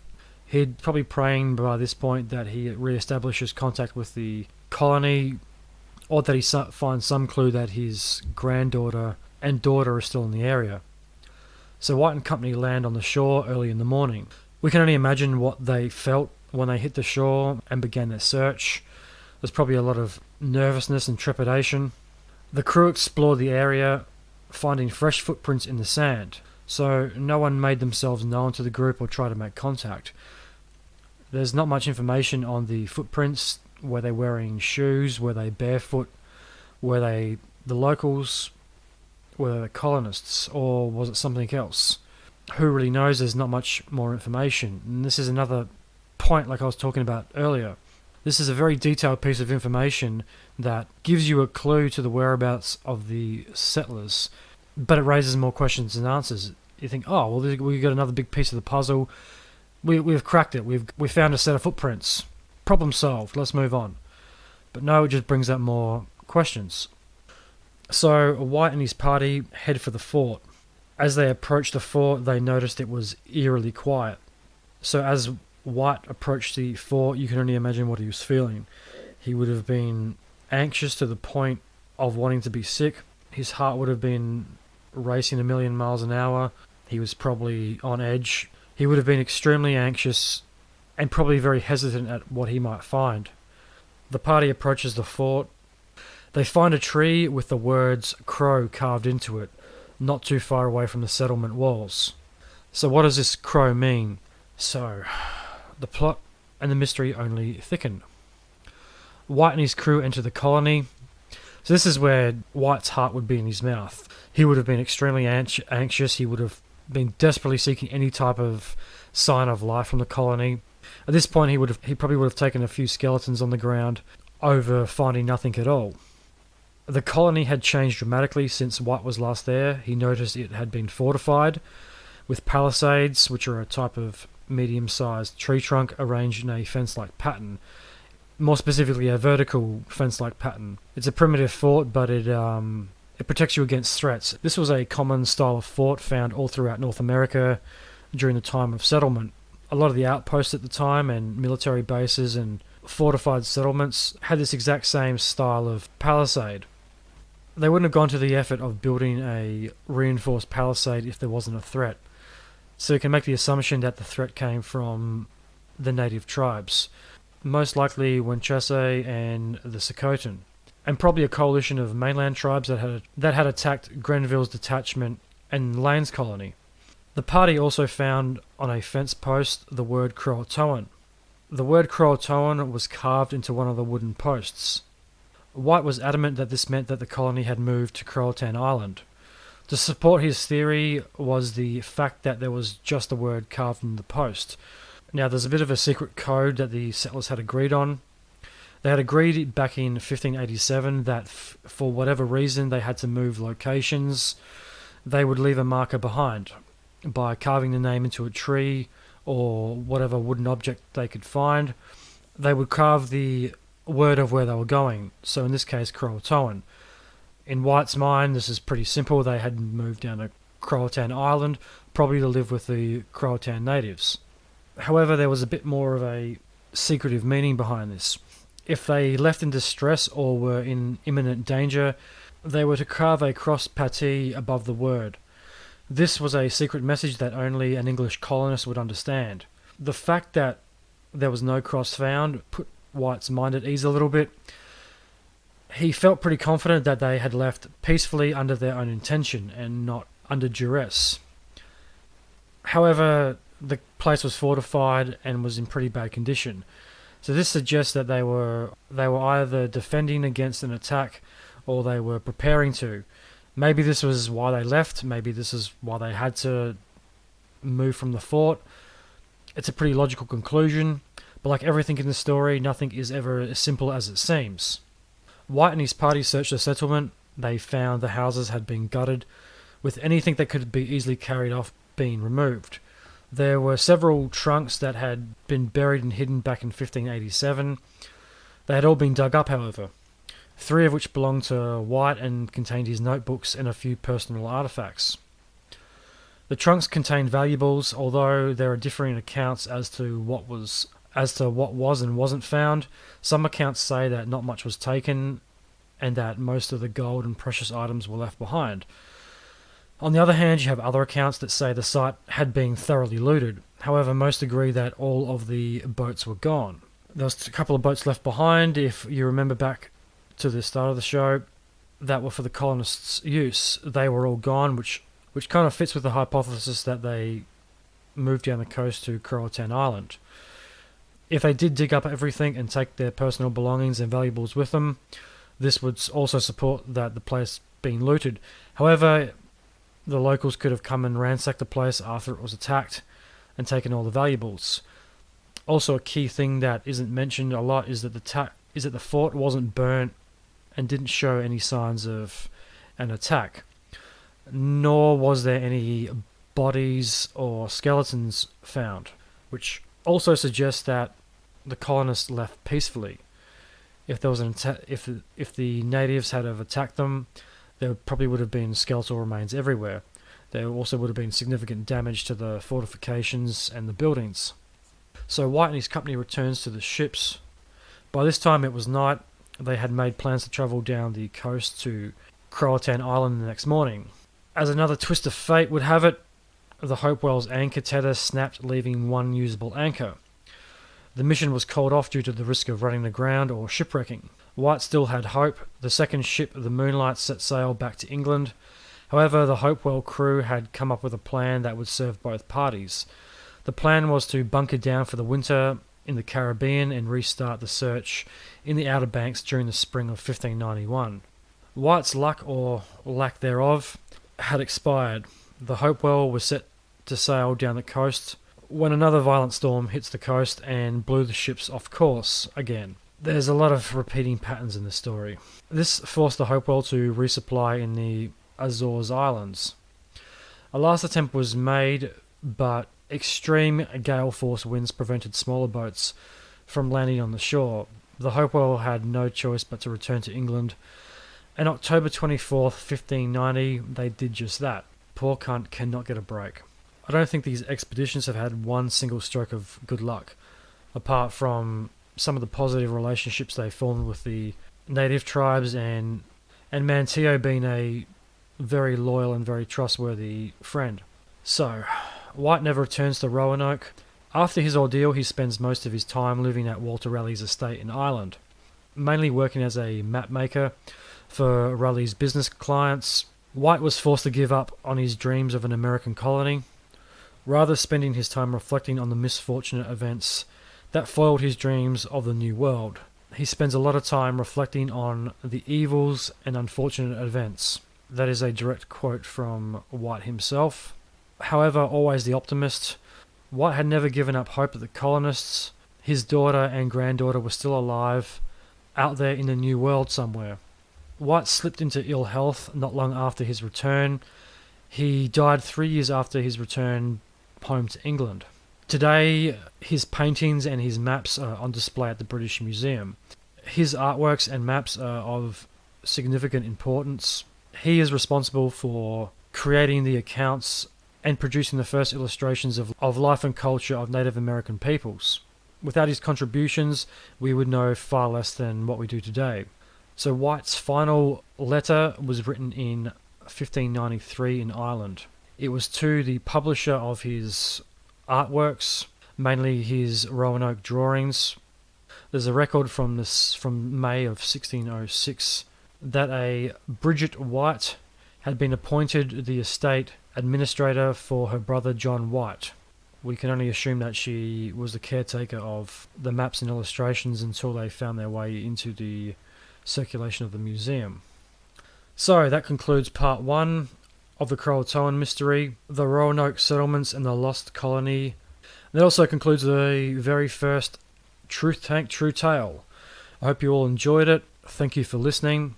In part 2, we're going to be having a look at some first-hand accounts from John White's personal journals. These are very interesting. They provide a very key insight into what he was thinking and feeling.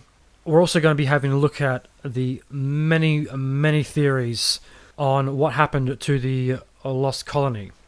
We're going to be covering everything from abduction by aliens, zombie viruses, to cannibalism. We're also going to be having a look at some of the weird disappearances throughout history connected with the word Croatoan. It'll be a very entertaining show, so if you like this one, make sure you keep an eye out for that one. It took me a fair amount of time coming up with this research, so there might be a delay between this episode and the next. So in the meantime, I'll be releasing a special, unscripted, unfiltered rant about the coronavirus and the ridiculousness of mass media coverage. So stay tuned for that one. That should be coming in the next couple of weeks. So keep your ears peeled for part 2 of the Croatoan Mystery. Alright, so that concludes episode 12. Thank you very much for listening. If you are liking the Truth Tank, there's a few things you can do to help the show grow. Rate, review, and subscribe to the Truth Tank on iTunes, Podbean, Google, or wherever else you get your podcasts from. Check out the Facebook page and the YouTube channel. Join the Facebook community. Feel free to send me suggestions of future shows or topics you'd like me to cover. Spread the word about the Truth Tank. Tell your friends, tell your family, tell your co-workers, tell random people on the street, tell the guy next to you on the bus. I don't really care, as long as you spread the word. Thank you very much for everyone listening. Thank you for downloading. I am the Tank. This is the truth. May the truth be with you.